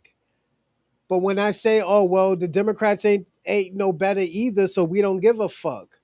We're still getting the bad end of the stick regardless. So why vote? If anything, we should vote for policies. You're telling me I'm a Republic. You told me I'm a Republican shield because I don't want to defend the Democrats. The reason why, this is why I asked you, is your wife like, does your wife has an immigrant background? Because you're doing shit like this, like you have a Puerto Rican wife, or well, not a Puerto Rican. Puerto Ricans are actually legal because they're American territory. But you acting like your wife is like fucking like from Zambia or some shit, my nigga. Like, come on, what's going on, Shabaka? Like, is your wife an immigrant or something? Is this why you're defending? And this is why I say you're a Democrat shit and you're getting paid for it. You have heard what Tariq Nasheed just said. You just heard what he said. Now all of a sudden you act like you don't get what he's talking about. Okay, yeah, that's why your phone went out. I make spaces about me. The name of the broadcast is Late Night Tap In with Tariq Nasheed. I'm just talking with the family. You get triggered by that. Let me get my brother Kanye in here. Brother Kanye, hop on in here. Yo, how's it going, Flex? How you doing, Kanye? I'm doing all right. What's going on, RJ? Yeah, RJ there. what's good, Kanye. Question for you. Um, is Jasmine Crockett an elected official? Yeah, So you think the elected official should be a representative of her people, correct? I think the president should be more criticized than Jasmine Crockett, which is like 1,000 degrees away from the White House. Like, what are we talking about? Okay, again, I said, do you think she should be a representative of her Tariq people? has nary a word to say about Trump these days, but he's crashing out over elected officials that are 1,000 degrees away from the White House. While Trump is letting Elon Musk do Nazi salutes and his former You know what? Tell you what. Let's go with your logic. So she is further away from the White House um, than the average person, correct? hmm But she's closer to the people than the White House is to her, right? yeah, Exactly. So she's supposed to represent those people in the eyes of the White and House, correct? and Trump is literally representing the whole of America. Like, what are we talking about Jasmine Crockett for? This is Listen, such listen, listen. whiny The problem with the distraction. listen, listen for a second, right? Take a deep breath. The You will never problem, take away from no, Trump no, facts. representing Yeah, America. listen, You'll never listen, take away listen. from that. So Listen for a second. This is the problem with the Democrats. This is I know they ain't here listening, so I'm just gonna tell you the problem, and it's still not gonna matter because they're not gonna listen. So this is more so for the family. Jasmine Crockett. The reason why she keeps popping up is because she is cosplaying something she is not. The woman is highly educated. She's very well spoken, and well, she knows how to speak very well, but she puts on this and false Trump is a image. dumbass.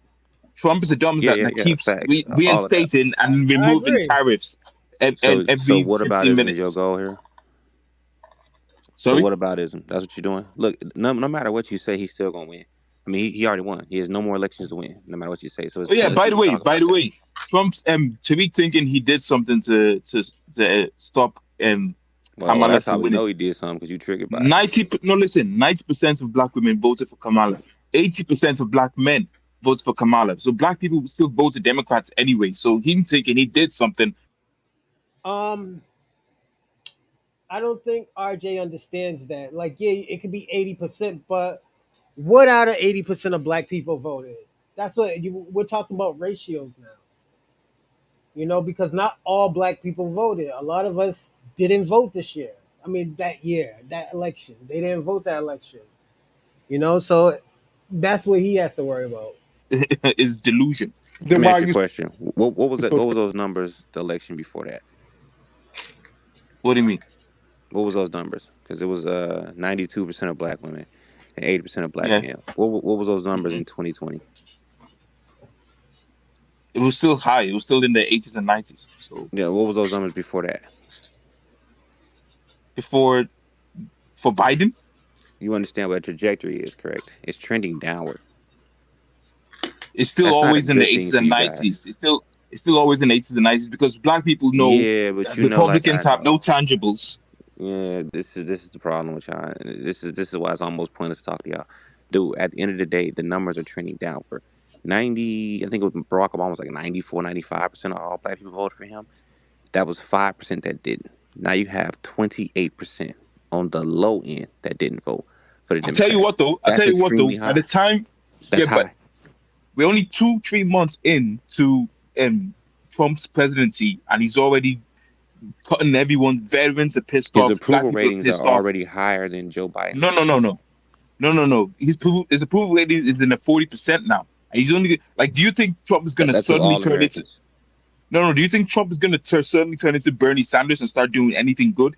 He's just going to keep getting worse He and hasn't crashing done out. anything bad. Like that's the thing. Like Yes, he has. y'all are trying to highlight something he hasn't even done, which is Veterans are crazy to pissed me. off.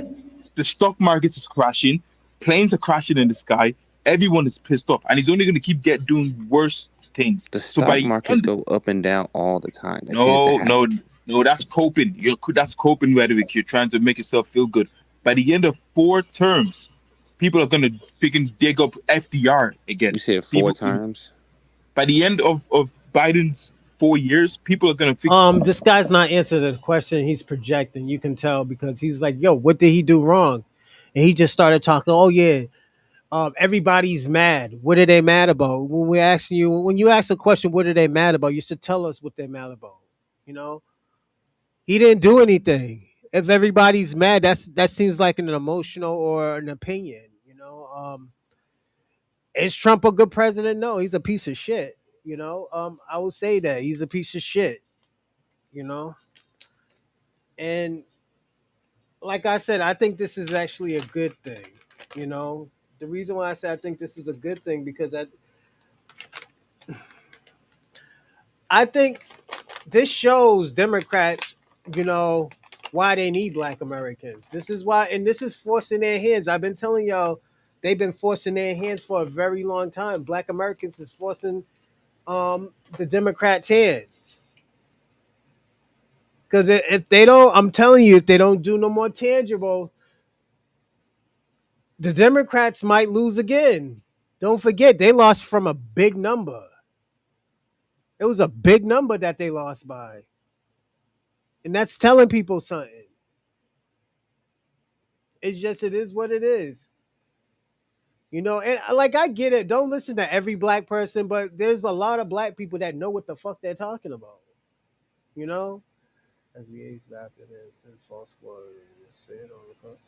Look at Shabaka. You still talking. Let me tell you why it works. Because you're still talking about it, Shabaka. You're still talking about it. You know, and that's why I say, like, yo, this is why you have a problem with black Americans. You know? And like this, and I'm gonna say this. This is why everybody's asking for begging for black people's help, black Americans' help. Now all of a sudden niggas got amnesia talking about, oh yo, we're good, we're better strong. Nigga, we've been telling y'all that since the 80s, the 70s and the 80s.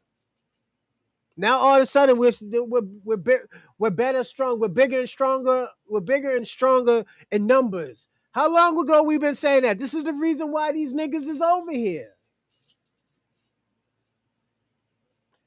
This is why we were telling them to let the borders open and give them some type of documentation so they can stay over here. Y'all just never listened. Can pick up FDR. People are gonna go back to Democrats like a baby going back to a Yeah, I don't breast. know. I'm confused on what he's talking about, Tariq. It's bullshit You babble, just man. babbling, bro. Y'all have a nice night. Yeah, exactly. You see, you're coping. You're coping. You're delusional. Keep Yeah, voting for the Nazi party. Keep voting yeah, for the party throwing up Nazi salutes, you dumbass. yeah. Okay. Well, you're musty mad. Well, they got you so mad. Okay, he left. He's musty mad. Okay, brother Marcel, come on in. Yeah. I let him talk this time because I cut him off because he just bushmeat babbles. He doesn't say anything logic. He's a Democrat shill. They're crashing out. Brother Marcel, hop on, brother. Hey Tariq, how are you? I'm good. How you doing, sir? I'm doing well. I wanted to come here and ask RJ where is he from? Because if this country is so overran with Nazis, he can go back to his home country. And if he has such political insight, he could take that political insight and wisdom back to his homeland and fix that place up, and he wouldn't be here. That's what I want to say to him. I get tired of him coming on here telling us how we should move, what we should do, while he's not even in his goddamn country. He's over here still with an asset. So he's fresh off the boat or off the plane or however, whatever method or medium he used to get over here. The second thing that I want to say to him is I really get tired of people saying 90% of black women voted for Kamala, 80 or 78% of black men voted for Kamala. That is a misleading statement in and of itself because they're making it seem like that percentage represents the percentage of the whole. That's just talking about the people who actually bothered to vote. It's already been confirmed that millions of people did not even bother to come out to vote this time. It's already been confirmed. The Atlanta Journal Constitution said that if Kamala Harris has seen a 2 to 3% increase in just the black voter turnout, she would have won. So just because the 90% of black women who I just voted said and the that. 70 something I just said that. You know, you're just doing ratio on the people who did vote. And there was probably a lot. That's why he said millions of people didn't vote. He said millions of people did not vote at all. So that's telling you something. percent of black men who voted may have voted for her. That's not accounting for the ones who stayed home. Because had they come out, she would have won. So I really get tired of that misleading statement, and I wanted to call him out on that. So I just wanted to say that, and I land there. My man, I appreciate that. Very good stuff. Joe, hop in, Joe. I just joined. I'm the resident white boy here. I don't know what y'all are talking about. I just figured I'd hop in and say, what's up? What's up? I hope you're all having a great night. Yes, we are, man. We're here talking about soul food recipes and how to make sweet Kool-Aid. We're here talking about black stuff.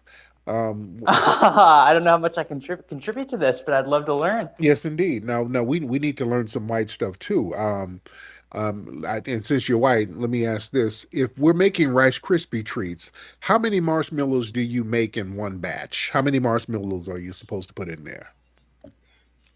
Ooh, I just add like one bag roughly, like one of the medium to small sized bags, personally. But I'm no Rice Krispie treat expert here, so. Oh, there you go. And also, when you go to Starbucks and get a latte, how Ooh, many? I'm not a Starbucks boy. I'm not that bad. I'm not that white. Okay, Come on, come on, come on. you ain't that white. Okay, my bad. Okay, I didn't want to insult you. You're not that white. I wanted to know how many espresso shots was I supposed to get, but yeah, not Oh, going to. okay. Two or three. I got you here. Two or three. All right. Listen, you got to be hyped up for the day. You can't be doing that white girl like one shot shit. That's no good. You got to go two or three. Oh, cool, my man. I appreciate you, Joe.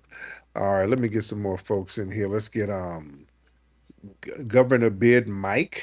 Governor Bid Mike. All right, Governor Bid Mike, hop on in. Hey, Tariq. I just want to say that this is my first time in your space, and I love your presence. Thank you. Um, Lots of gravitas. It's great. Love it. Yes, sir. And anyway, I am just enjoying my Friday night, and I thought I'd say hi. There it is. Now, what city are you in, by the way? I'm sorry? What city are you in? I'm in the San Francisco Bay Area. Cool, cool. Shout out to the Bay. Much respect. Her. Thank you so much. And speaking of the Bay, I forgot, brother, Dwayne Wiggins from Tony, the Mm. legendary group from Oakland. That brother passed, man. He passed 64 years old. He succumbed to cancer. He had cancer. So rest in power to our brother Dwayne Wiggins from the legendary group. Tony. Dwayne Wiggins, he's actually Raphael Sadiq's brother. That's Raphael's brother. Just a phenomenal group, man. Yeah, he's saying, Dwayne saying, that's a great Tony.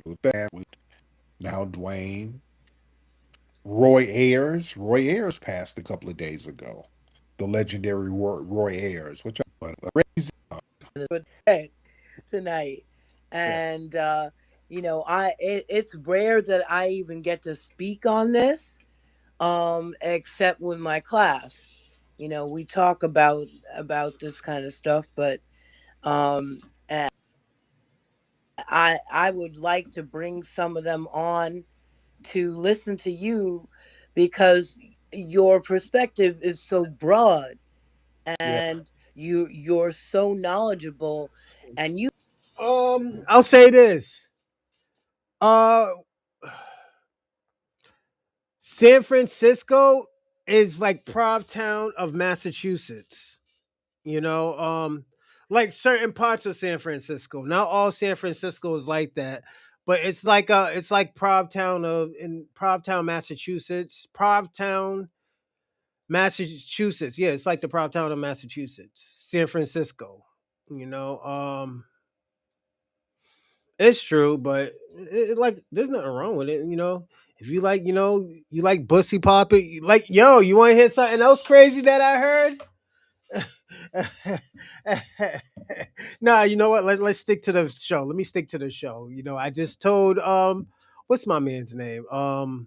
I just told oh boy that like yeah, you got to stay on topic, so I have to stay on topic myself. So uh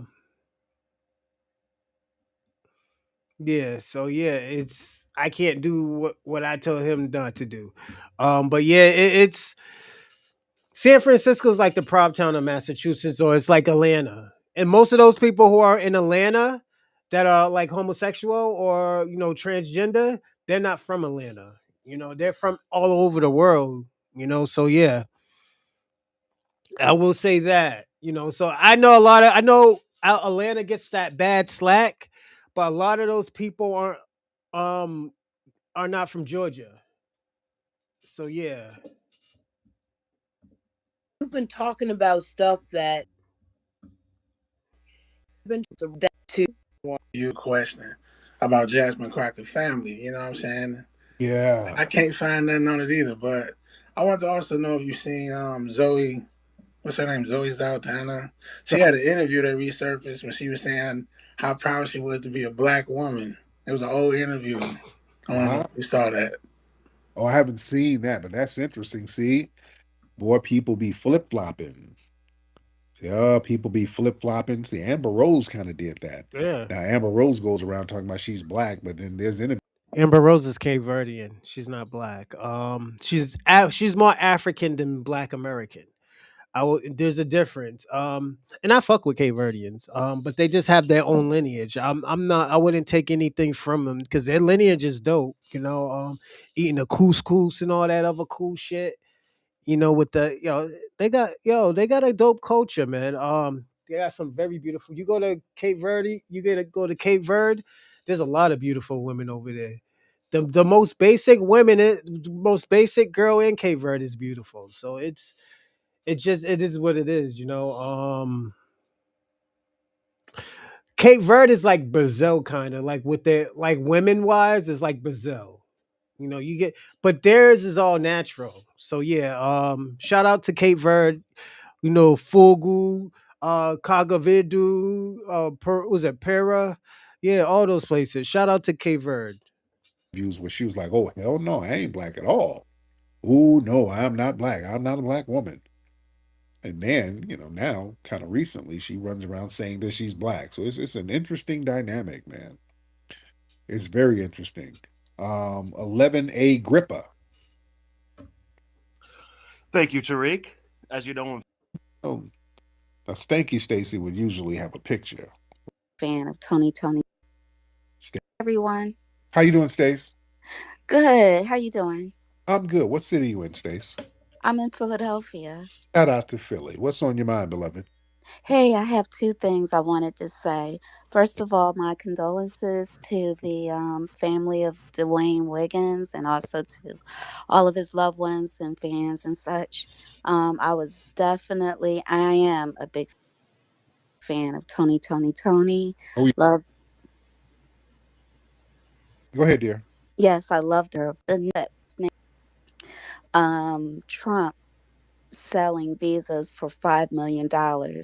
And he said instead of selling visas for $5 million, why not allow citizens of the U.S. to sell their citizenship? Cape Verdeans are African, Shabaka. They're just mixed with Portuguese, but they're African. Are you trying to like say that Cape Verdeans are not African? Are you saying that?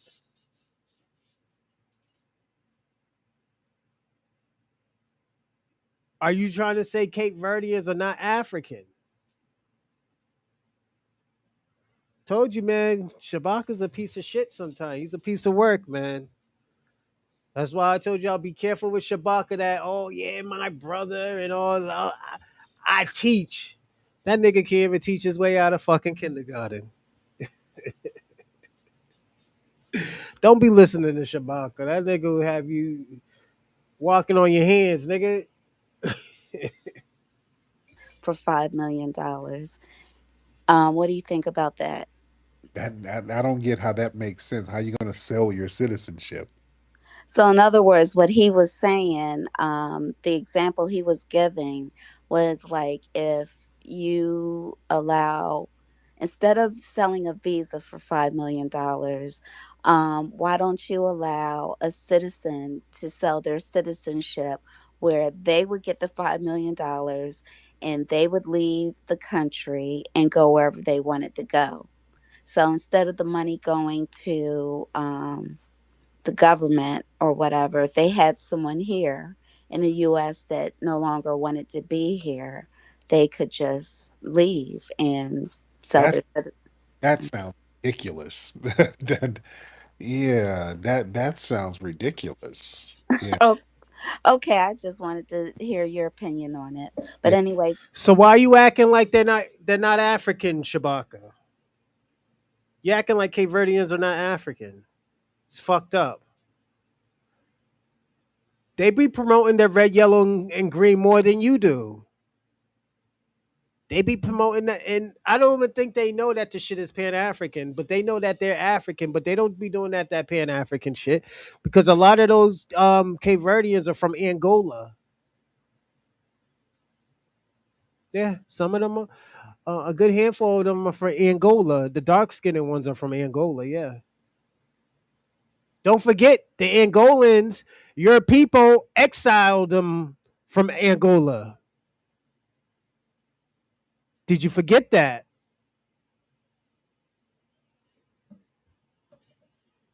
Thank you for letting me speak and have a good Thank you. night. Yeah, that's The wrong place. Yeah. It's time for us to give her her flowers. you go. All right, man. You sound like a fan. That's somebody who's a fan of the guy. Um, my mom died at 10. I'm in Texas now. He was just giving a hypothetical scenario, like Let's go on to the next saying one. that We got enough information out that one. And this one was yesterday, but I will tell you about I will tell you how I felt about that that interview. Well, that show. I think Tariq Nasheed is right about that. It's like, yo, we're worried about right now with the Democrats because we know because the Democrats and the Republicans. You know what? Black people is to the highest bidder. You know, Cape Verdeans or Pan African. That flag you have represents Angolans. No, the fuck it isn't. That flag represents Black Americans. Melvin Charles made that flag. Do you know who Melvin Charles is?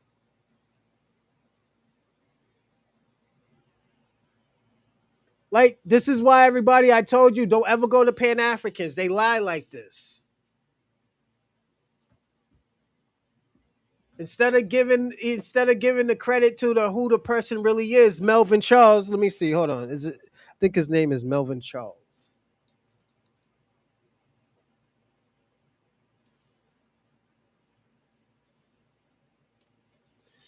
Yes, Melvin Charles. Instead of giving the credit to Melvin Charles, you get a credit to Angolans that don't even like Black Americans. That's why I say, Shabaka, you're a piece of shit sometimes, man. I think I'm gonna say this. I think you're a bad person for Black Americans or for the Black community. You give people false information, you lie, and you're just not a real truthful person, Shabaka. Melvin Charles. That's the guy's name. Melvin Charles, I think, was from what, North Carolina, I think. But he's the guy who made the flag. You know, you shouldn't do shit like that, Shabaka. It's very, like I said, it's very dangerous. I have told you about that millions of times, you know, but you just don't listen. This is why I always say, yo, every time a Black person try to have something, we got motherfuckers like you, Shabaka. We have people like you know, want to take credit from Black Americans. No, you don't want us like you don't want us to have anything, Shabaka. You know, why is that, Shabaka? Why don't you want us to have anything for ourselves? You know? We always give you credit for everything else. We give you credit for Pan Africans. We already tried the unity bullshit. It just doesn't work. But you're mad at Black Americans because we have our own flag. We're not rocking that red, black, and green flag. And as I always tell you, fuck that flag.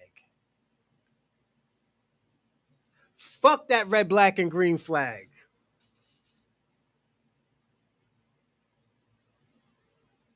It's not our flag. We know shit about Africa. Why would you want to confuse the Black community? It's crazy, Shabaka. All right, let's finish up. Let's finish up strong, everybody. You got one more video. I'll be right back.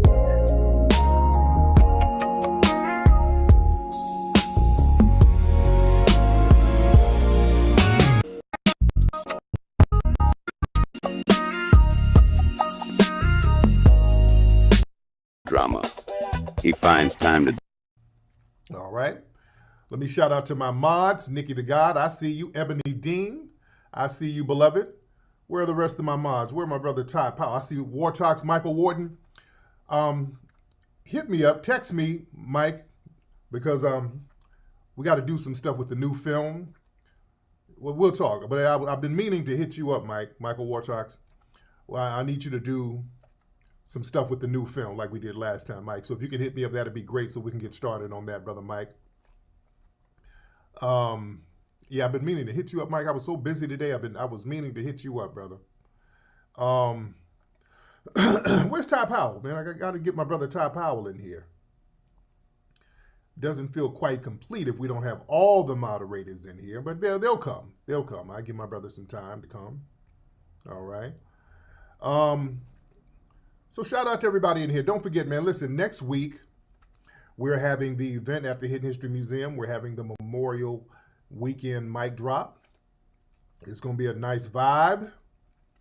It is going to be a vibe, and you guys don't want to miss it. So get your tickets now at hiddenhistorymuseum.com. hiddenhistorymuseum.com. All right, let's get right into what we're going to talk about, ladies and gentlemen. And retweet the space. Retweet this. Let everybody know we're live. Give me a retweet. Let everybody know that we are indeed live, ladies and gentlemen. Let everybody know that we are indeed live. Y'all give us that nice retweet, ladies and gentlemen. All right? Give us a retweet. All right?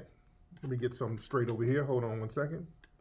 Let me get some things straight with my setup over here. But listen, what I do want to talk about is Selma. All right? The Democrats are back out there in Selma.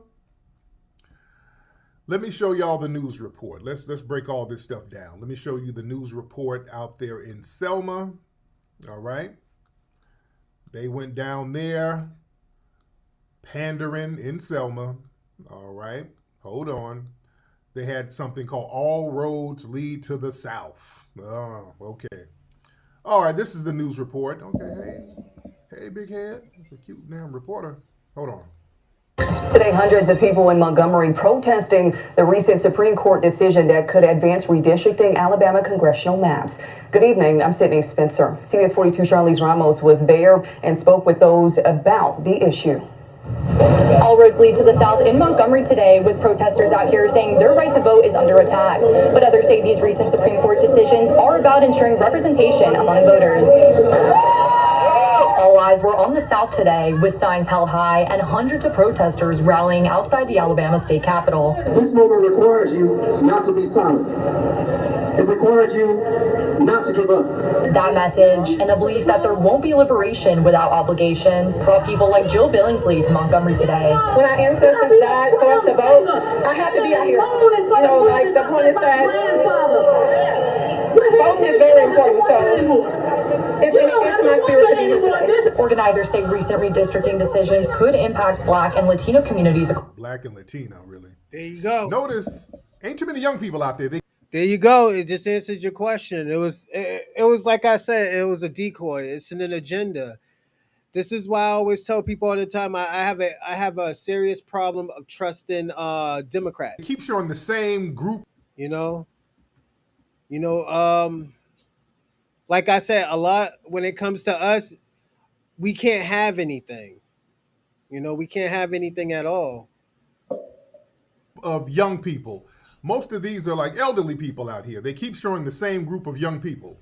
Across the country, with the U.S. Supreme Court now opening the door for Alabama to revert back to its 2023 legislative maps, which would impact congressional districts 1, 2, 6, and 7. Former Alabama Secretary of State John Merrill says these decisions aim to represent all voters. So the most important thing we can do with congressional or legislative representation is to have communities of interest together that represent the way that those individuals in that part of the state actually live, work, and grow together for their jobs, education, and for social purposes. Merrill says for the special election, Governor Kay Ivey set for August, the candidate who receives the most votes in congressional districts 1, 2, 6, and 7 will become the nominee for the November general election.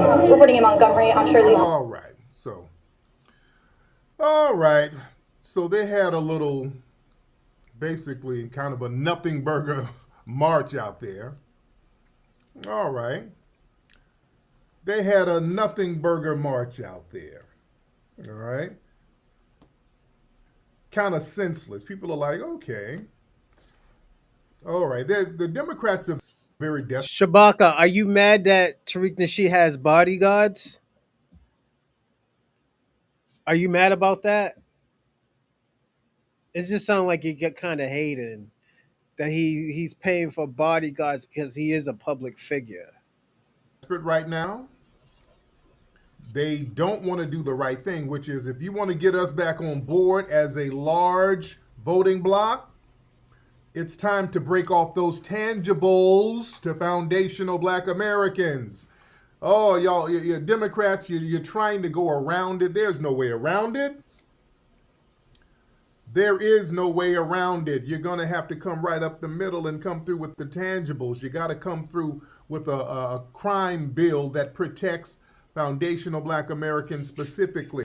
Shabaka, do you got a problem with that? Tariq Nasheed's pushing for a crime bill for black Americans. Listen to what he said. A crime right up the middle and come through with the tangibles. You got to come through with a crime bill that protects foundational black Americans specifically. These little symbolic gestures don't work no more. This is why this didn't really make no noise. Let me ask you a question, Shabaka. This is just personally to you, and we'll speed this up. You know, are you mad that like am I still an activist? Am I still an activist even though I make, movies like short films and filming and stuff like that? Am I still does that take away for what I have done in my own community? I'm just wondering because Tariq Nasheed has done a lot for all communities. He has done a lot for Africa, and the Caribbean countries. He has done a lot. He built wells. He built wells for Caribbean countries, African countries. He gave money to a lot of African countries.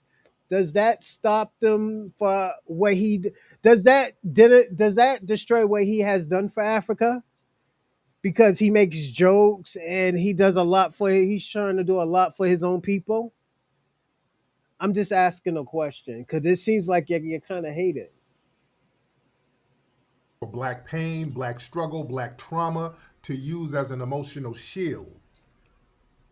So they have to leverage the historic cachet of the foundational black American civil rights movement to camouflage the fact that a specific party is losing its grip on power. Mm-hmm. You understand?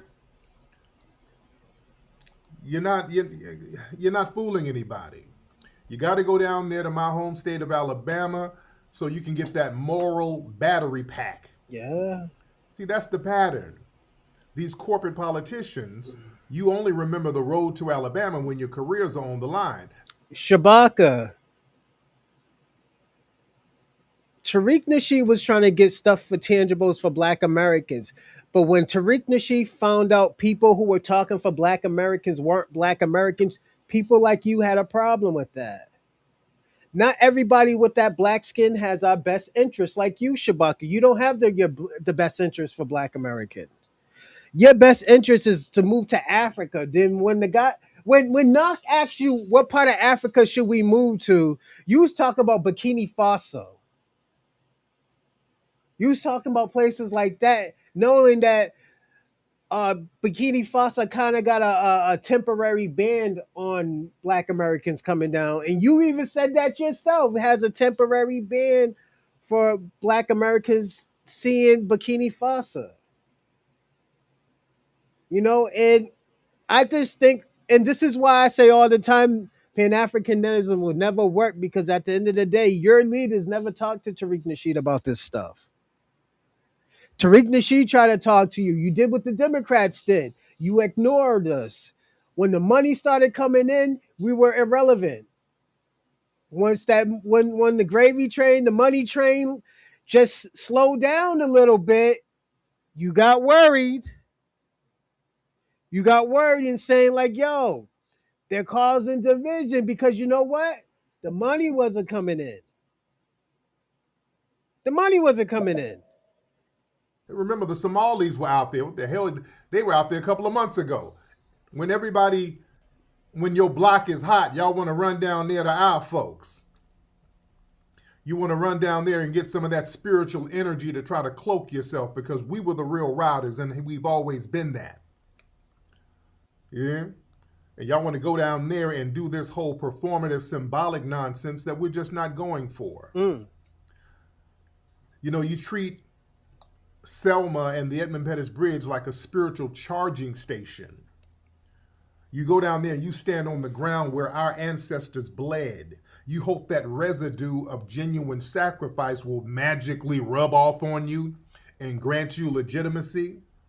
Oh, no, no, no, no. But you only visit the heart of the civil rights movement because that area is the heart of the civil rights movement. You need that when you have to do a photo op or jumpstart your failing campaign. You understand? See, it's different with folks like me. Shabaka. Only thing Tariq Nasheed is doing is answering questions or doing or saying stuff that people are saying. Shabaka. How many years? Let me ask you a question. How many decades has your era, and I'm talking about you, people who was in the 70s, I mean, was in the 60s and 50s, people when you were like what in the 70s, you were probably in your 20s, Shabaka. We'll say that.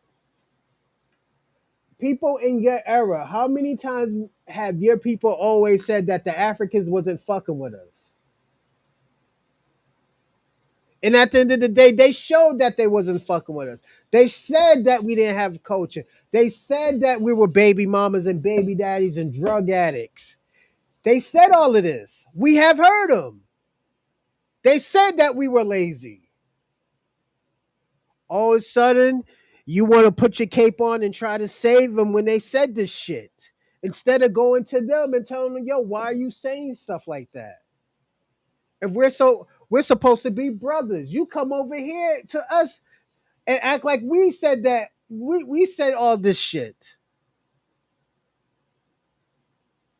Now when we pull their card, it's a problem, Shabaka. There is no unity, Shabaka. Let me tell you something, Shabaka.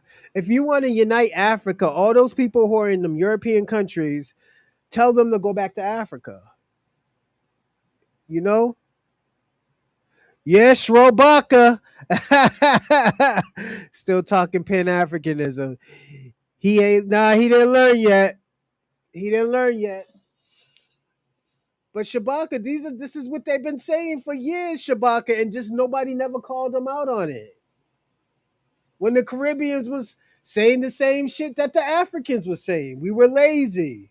We're unsophisticated. We were dumb. And we're talking about this is in the 80s that they were saying this. And Shabaka, you should know you was in New York. You wasn't running around here chilling with the shower posse. The shower posses didn't fuck with really black people like that. They probably fuck with certain parts of them. And hold up, shout out to Tyson Beckford, you know, because he used to run with them. He's half Jamaican. But other than that, a lot of them didn't fuck with us like that, Shabaka. It is what it is. If anything, just fix what's going on. It's just fix what's going on in Africa. Why do you need 50 million black Americans? And there's billions of y'all. And not including people in Europe. Europe, Asia, Australia. Like, why aren't you claiming them people? You coming over here because you know what? We're the seasoning of the sauce. We're the seasoning of the sauce. You gotta Shabaka, I'm gonna say this. If you care so much about Africa, and I told you don't go to Africa, because if you get bit by one of them baboons, it's a wrap, my nigga. It's a wrap. Oh, what's going on Code? Salute. What's going on, Knox? But yeah, it's Shabaka.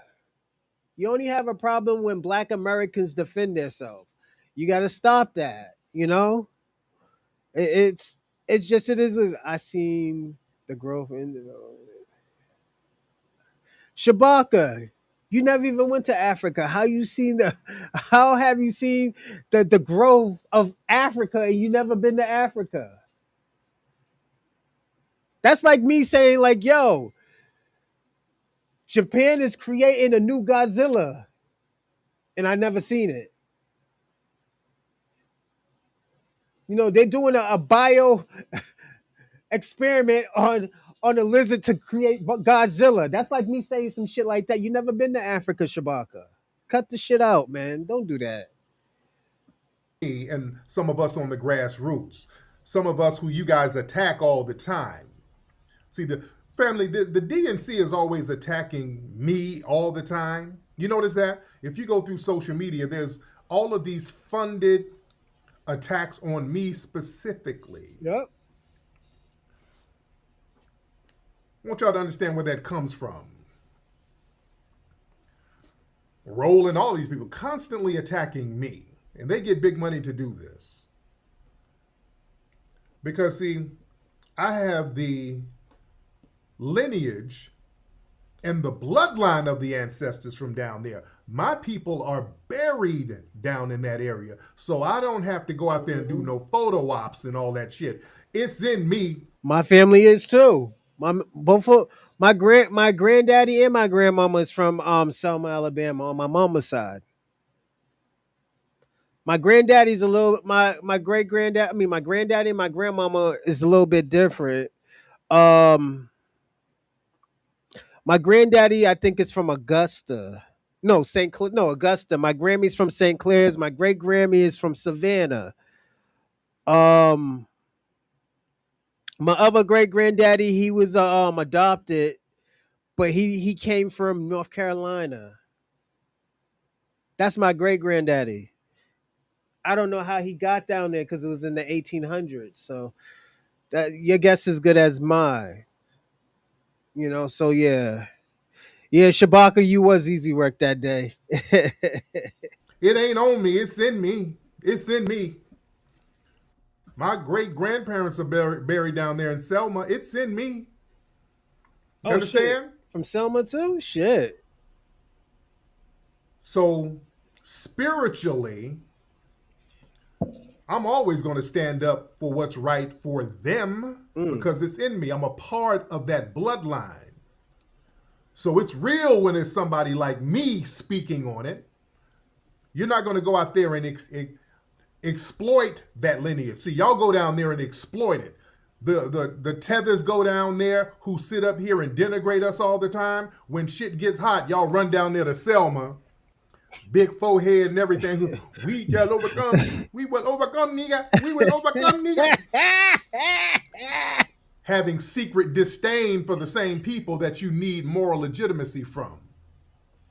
Yeah? Because, see, I know the people. Those are my family members. I know what they felt and what they thought. I'm telling you, they weren't on some shit we just gonna vote just to vote. They didn't go out there and get whooped on just to vote. They wanted something for their damn vote. These are my family members. Some of us in the South, our people, we wanted something. We weren't just out here bullshitting. We didn't want benign neglect. We wanted something for our vote. And we saw that, okay, if our vote can help other people, we ain't got a problem with that. We're thinking, okay, it'll circle back to us. We'll help everybody. We'll wash your hand, you'll wash ours. It never circled back to us. That's the problem. It never circled back to us. That is the problem. So yeah, that little routine going down there, marching around Selma. No. It's time to cough up something now. We marched 70 years ago. No. It's time to cough up something. Oh, we got to cough up something now. See, they want to conflate the Democrat seat losses with black progress. See, we got to separate the survival of the Democratic Party from the actual progress of foundational Black Americans. See, the panic is 5 over more that minutes whole in this, and I'm gonna Supreme land. Court redistricting. You understand? So that redistricting ruling, it's not about protecting the everyday safety and economic standing of our people. It's about them losing their damn jobs. All right? Let's be very clear. When these maps get redrawn and these corporate politicians lose their seats, they want to frame it as a tragedy for the entire black race. Ooh, black folks are under attack. Ooh, we under attack. Black power. No. Your job is under attack. So y'all being very parasitic towards us. You're trying to fleece the legitimacy of the struggle. And we see what it is. You're not slick. We see it. So we're demanding tangibles. We don't want just theatrics. That era of us accepting theatrical performances in the place of concrete policy, that's over. That's over. That march across the bridge, that ain't paying bills no more. It's not securing land. It's not protecting families. See, you're trying to use our history to secure your own office so that y'all can funnel resources in for all these other damn groups. No. If you get on that bridge, all I want to hear is what you going to do for the community while you standing on that bridge. You tell us what you going to do for the people. We need a dedicated crime bill for foundational Black Americans. If y'all politicians, DNC, if you're listening, and I know you're listening because you monitor everything I say and do, and we're going to have to go on a hardcore campaign about getting a crime bill, just like with this whole stuff going on with Chud the Builder. That right there shows how desperate we need a very specific, and I ain't talking about no slash bill, no crime bill for black folks and somebody else. Y'all do that, that waters it down. I said a black, and me, remember what I said was it Friday or was it Friday? I said, yo, black Americans need a hate crime bill. Black Americans need a hate crime bill, not immigrants, but black Americans need a hate crime bill. Because we're specifically target, not really Caribbeans or Africans like that, because they'll run away. I'm sorry, nigga. I'm sorry, white man. I go over there. I go over there. You know, Black Americans is ready to fight. So this is why I say I think Black Americans need a real hate bill, a hate crime bill. You know, I'm just being personally honest. That's what I believe. You know, Down. None of that James Byrd / Matthew Shepard shit. No. We need something specifically for us, and that's it. Because when you mix it up, you water it down. Understand, if you want to prove the value of our lives and not just votes, address the real-time vulnerability of our communities. We need targeted legislation. Mm-hmm. We got to get specific protection. Foundational Black Americans should be a specific protected class. We need federal protection bills passed right now. Because other groups get it. You understand? I don't want to hear about the Republican when we ain't got no power. When you were in power, you didn't do nothing. Y'all did it for everybody else. You didn't do it for us. Y'all not going to blame Republicans for every damn thing. Get out there and make a promise. Go out there and do something. Y'all can do that. There's nothing stopping you from doing that. Yeah, you're not going to latch on to. All right. I want to say this now because I'm gonna land. Give me a second. So what I'm gonna say right now, I think the Democrats lost. Like, I think the Democrats lost completely the Black American vote. I don't think I'm gonna be personally honest. If the Democrats don't pass no type of tangibles, no type of restitution or something, it's a wrap. It's a wrap. Because you got to understand, Black Americans technically, once we get our reparations and our restitutions, we don't need nobody. And this is what one thing that I think white America is scared of. And I'm mostly talking about white supremacy. I think they're scared of Black Americans not needing them because we personally never needed white America. Everything we got it from the mud. Everything we work hard for, everything we fought for, it's been on the blood, sweat, tears, and pain of Black Americans. You know, and this is I'm gonna say this. This is why a lot of Black Americans move differently than most immigrants. This is why a lot of black Americans, and I'm gonna say this: when people ask you where you from, we do that in the streets to our own people. Hey yo, cuz where you from? Hey yo, little homie, where you from? Hey bro, where you from? Oh yeah, I'm from Georgia. Oh yo, who you looking for? Oh yeah, my auntie live over there. Oh yo, all right, yo, you good? Hey yo, be careful. That's what we do, But it's I'm a personally, I'm just personally honest about certain things like that. I don't think a lot of these immigrants and they take it very. I don't know why they take it so seriously when we do that.